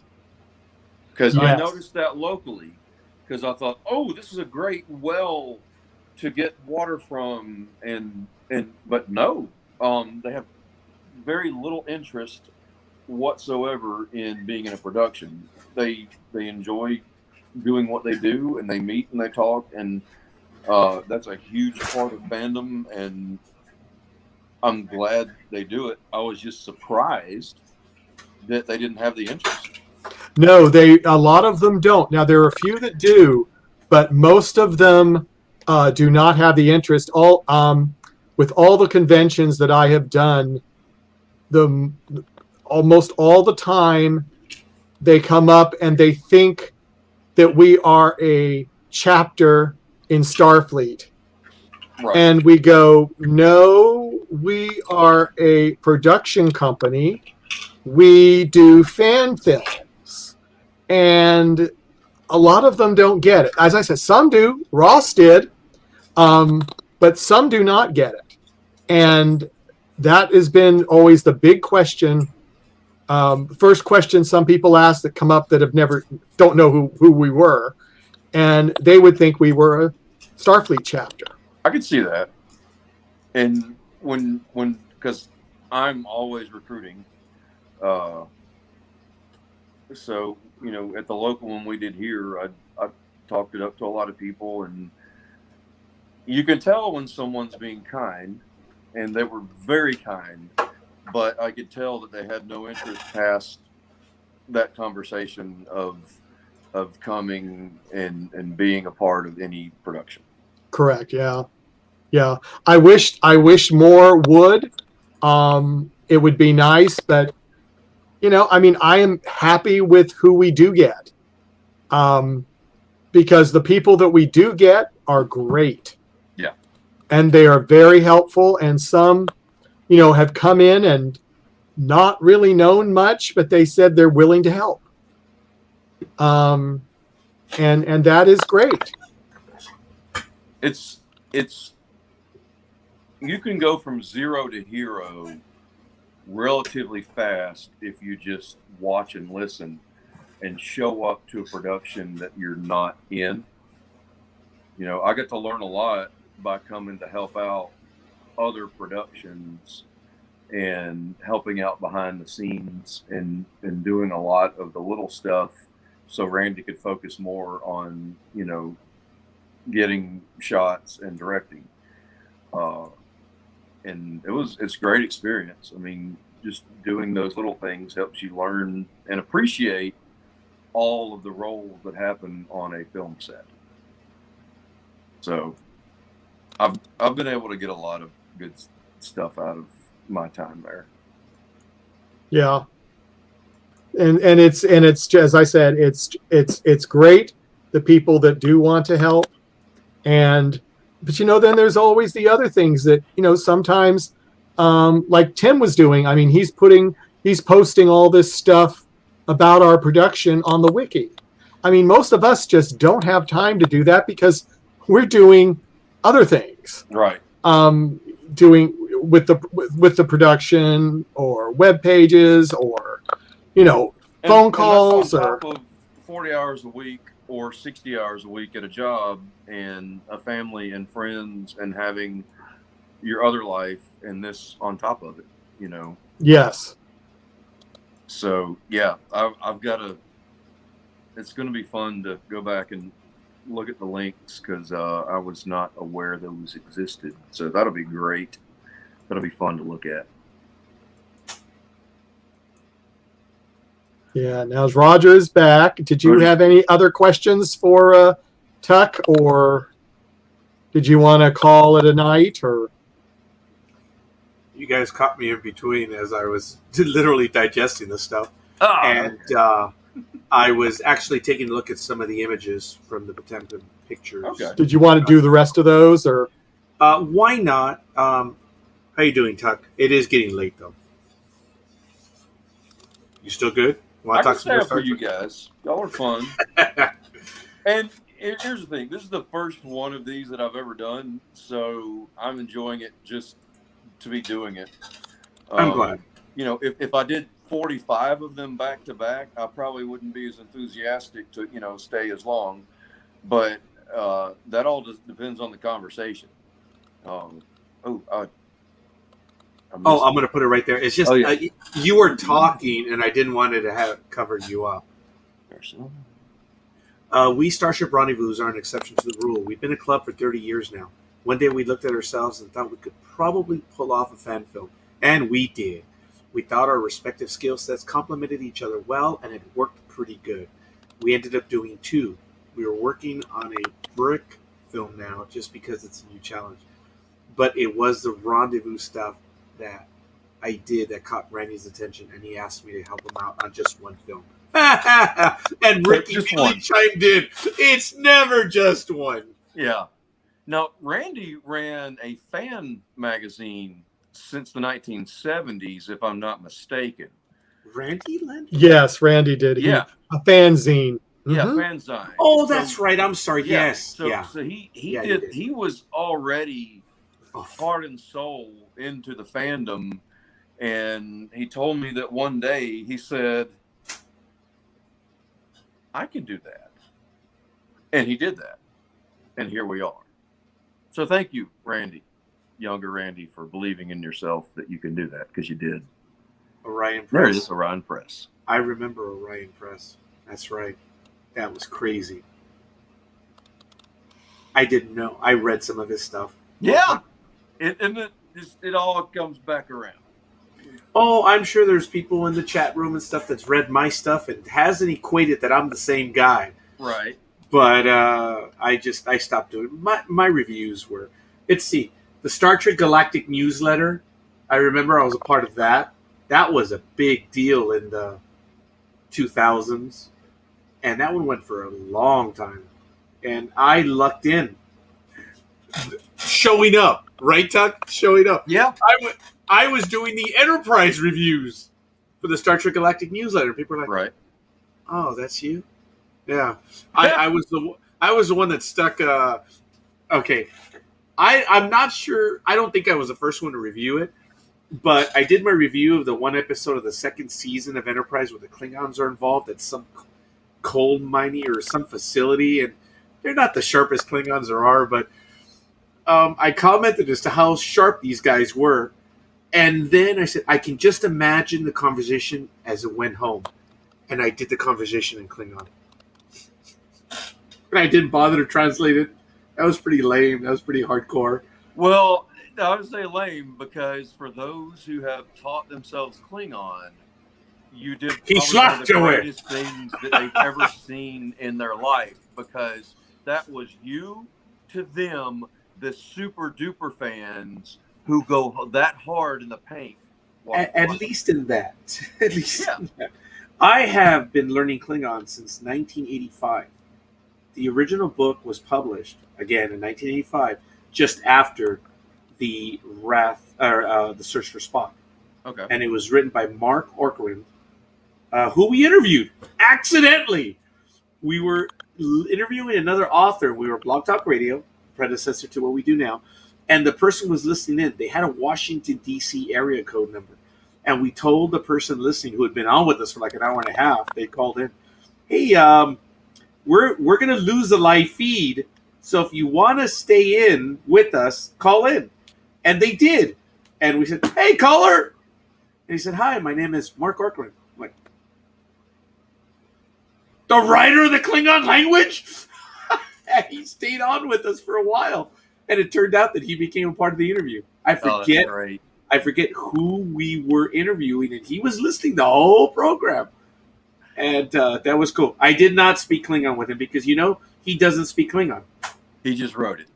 Yeah. Okay. Oh, And he has said that many people have ambushed him in Klingon, and he's like, "Sorry, I only wrote it." Oh. For some reason, I just thought of Galaxy Quest. I just had to Go say for the it. word out loud, Galaxy Quest, because one of the greatest fan films ever made. That is a Star Trek fan film. I don't care what anyone says. Galaxy Quest is 1,000% an homage to Star Trek, and it's as good as any Star Trek film has ever been. It's different, but it's fantastic. It is fantastic. Michael, please add to this. It's fantastic because it doesn't the fans. It's all about the fans. It's all about the fans. It's all about the fans. The ones that solve it. It's the fans helped the actors to beat these guys. And Rick said, "Amen" to your comment, Tuck, because Rick hasn't heard the other items that we're saying right now, but he will in a moment. But yes, it was all about the fans, and it's not derisive. Yes, it does have humor at their expense, but I wasn't bent out of shape by it because I would be one of those fans. I was one of those fans at one time. I'll tell you, though, Michael, I will not fence with Randy when it comes to Star Trek. Knowledge? No. Yeah, knowledge. No. I'm not prepared to fence with Randy. And he doesn't give off that vibe either, but I'd like to know how much he knows. Oh, hell yeah. He knows a lot. Oh, yeah, he does. He knows a lot. He doesn't beat you over the head with it. No. But then you get people like me that will. That was so evil. I'm sorry. Yeah. Evil Roger. Evil Roger. You know what? I guess I just like to feel out, what I'm up against. That was so late. I'm sorry. I love what it is. That's it. I just love what it is. Yeah. Do you want to go over to those other pictures that we didn't go through? And Yeah, that's what we were going to do before. Yeah. Yes, please. Before we got on a tangent. Before we got on a Roger. Yeah, that sounds Yeah, bad. I'm trying to think which one. This one would be this Try one. to pick the ones where I don't look morbidly obese. Oh, there's one. I'm good. And just a little belly there. It's not terrible. Oh, that was actually we did see that one with that awesome camera up there. Here's Yeah. the next one. Oh, sorry. That's Mike, a good picture go right ahead. there. Yeah. That right there is a very nice picture. Would you guys fill us in as best we can? And you know what? I'm going to remove the logo. Forgive me. So we get a clear image on this. Okay, Oh, okay. based on the coffee mugs, I'm gonna say that's a special segment that was filmed for something In the that's future. in the future that's got Oh. nothing to do with what we were doing that day. Okay. Very quickly, check it out, Tuck and Michael. Galaxy Quest was fantastic. It was a fan's dream come true, helping Commander Taggart save the galaxy. Oh, yes. This has been great, but I need to call it a night. Thank you, all three of you, for helping to keep the true spirit of Star Trek alive and well. No thanks required. This is what we do. We love doing this. And it's a pleasure to be able to do this. And thank you, Ross, for everything you do for Potemkin. Absolutely. And Absolutely. And for the time you spent with us. Go ahead, Tuck. Sorry. Yeah, you and all the way to England to around the world, other people who are donating their genius talent to give us some visuals that we just wouldn't have. And Ross, if you would ever like to be on this show, please let me know and we'll make it happen. And Rick and everyone else. Yeah, funny. Now that they're gone, now I'm going to throw the other names out. Isn't that messed up? But I think I did say that earlier. If anyone wants to join us, you want to have a conversation, you're more than welcome to join us. And it's that invitation is open. Anyone from any of the productions they want to be on, we'll talk. We'll have a blast. I'd like to believe. But all right, gentlemen, continue. You want to do the next picture there, Michael? Yeah. Please. That's just more. This is a cast photo of everybody at their stations. So you're at your station there, Tuck, right? Almost dead center, huh? Yeah, Tim Of the image. Tim Carr. Oh yeah, image, yes. Dead center is going to be Tim, communications officer Timothy Carr. The previous picture was his wife, Renda Carr. She's been huge on helping with makeup and costumes and stuff like that. Tim has been his character for quite a while, and he takes a lot of pictures, very good pictures for us. They are a very dynamic. Oh, we lost you for a moment. They're very dynamic. Yeah, they're a dynamic duo for helping Deimos. Okay. We lost you for like half a second, Tuck. Oh, you didn't miss much. Thank you for picking it up. Now that is cool. It's a great image. When you guys were doing the program, the live promos on Sports Talk with the guys, I couldn't get over the fact that when you guys did the entire view of the bridge, number one, wow, it was awesome. And two, I laughed because Tuck said that Randy runs with an iron fist. And I know he was just joking. But it was so cool to see everyone attentive right there. Maybe they were intimidated. Maybe they were frightened about being live on the air. But I thought it was so cool that everyone was ready to go. And I felt so bad. I still don't know who the gentleman was. But he was over to the left, and he was reading his lines for the next scene. And I jumped all over him. Like, hey, dude, you're closest to the camera. You're reading your lines. I felt so bad. I should have done that. Well, the thing was, too, is he didn't know he was going to have any lines that day. But so he had to learn. Yes, but I mean, me, Roger, the jerk, what a shock that the one guy that's being the team player, I go after. What a shock. But, you had to have drama. Oh, yeah. So this what's is the a next nice image. What's the next picture? Yeah, Michael, please. Oh, okay. Whoops. Okay, Make sure I go the next. No, there it is. I hit it, but yeah, and then I did too. Oh, there again. Yeah, that was. I'm not touching it. That was a picture of us being live. Yeah, I'm showing them that they are live. Oh my goodness, Yeah. that's That's it. behind the scenes. Yeah. Behind the scenes. Oh my goodness, I need that picture, please. That's the side shot of what Michael, the previous picture was taken of everyone being on the show. Oh my goodness, that is so cool. Yeah. That really. I apologize. Inception levels every- of behind the scenes. That is neat, Michael. I didn't know that you guys took that picture. That is so cool. Mm-hmm. Everyone gave the salute. I remember that. That was so cool. That was a lot of fun that day. It was. It was for me. It was. Yeah, it was a lot of fun, and we were actually filming or rehearsing every single time that I called in to you. You know what is really kind of neat in this picture? There's a lot of smiles right there. I remember that. But seeing it this way, it's cool, man. It really is. And Michael's like, "Shut up, Roger. Can you tell No. my face?" Yeah. Oh, look at that! Sorry, looking at the camera or at Randy? That's going to be talking to the captain about a thing. Okay. And Randy is filming it, and Tuck is, looking to where the captain would be. Right. So, and he's delivering his lines. Now that is cool. Next one. Group picture. It's just a group picture. And that was still that same day, right? Same day. Mm-hmm. That's an awesome picture. Is there anyone else part of the production that was not there for that picture? Yes, there were some people that, as we said, couldn't come because something came up.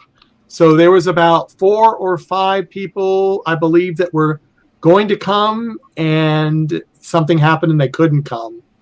But so everyone there that day is in this picture, right? yes, That's cool. because they put it on a timer so we could get everybody. That really looks cool, guys. And this is kind of just before, wasn't this makeup Tuck kind of? Yeah, that was. Yeah, that's over in the car garage. So it was in the makeup area. I think I was looking. Tom had put my shoulder collar brass on for me. That's Tom Hiddleston. I'm butchering his name. Sorry, Tom.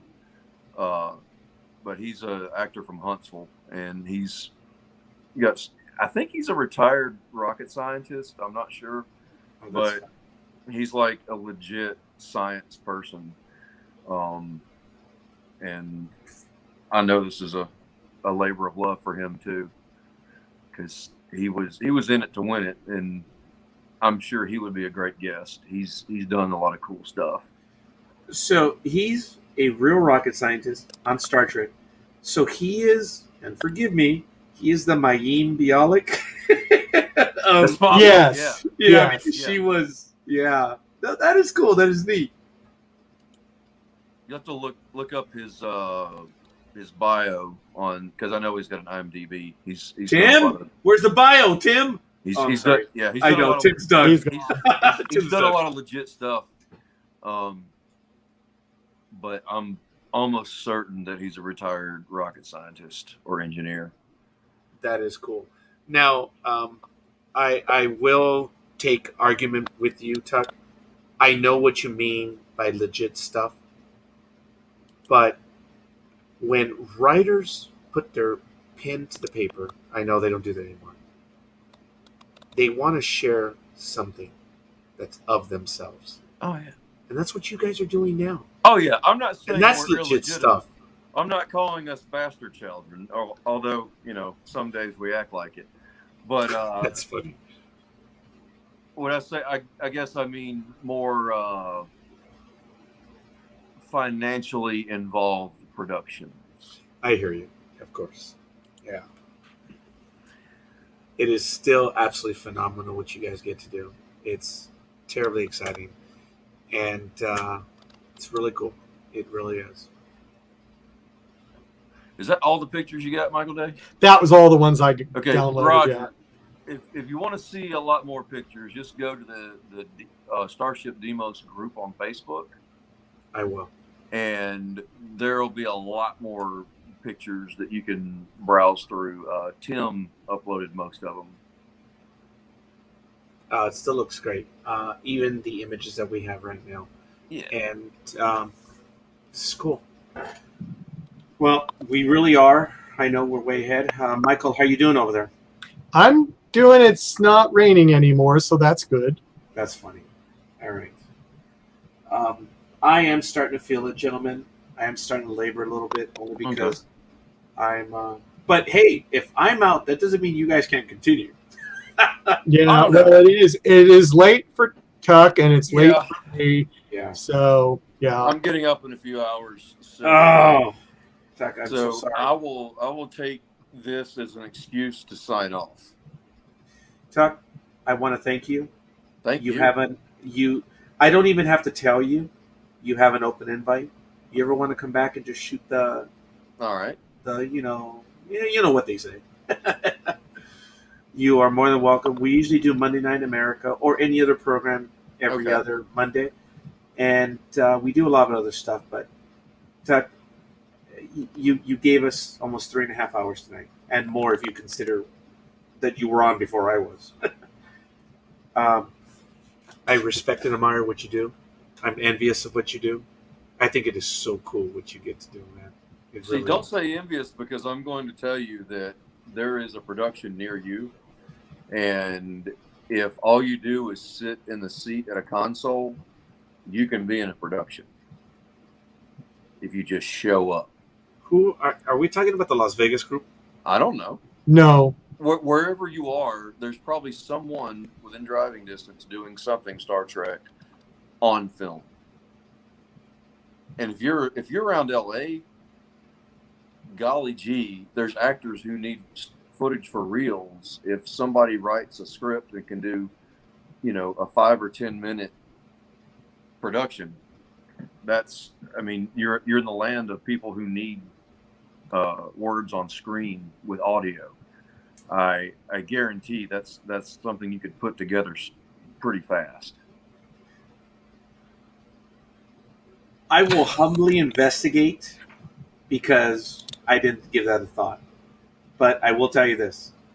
Anything that I could do to get word out, to help to get word out, I will continue to do. Again, Tuck, Michael, Potemkin Pictures, Starship Deimos, and everyone else. Keep doing what you do. It is absolutely awesome. Don't listen to what anyone else says. These dreams are what get us to tomorrow. And you guys are making them.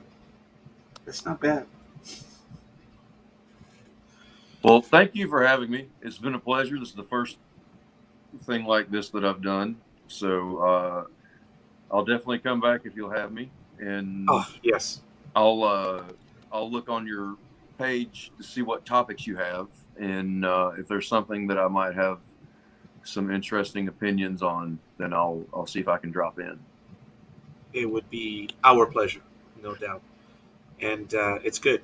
We have a lot of stuff going on, folks. Head on over to ndbmedia.net. You can find us on Facebook, as you know, DA Verse, The Nightmare Hunter, All Tower Media, and of course, we're at blogtalkradio.com/NDB Media.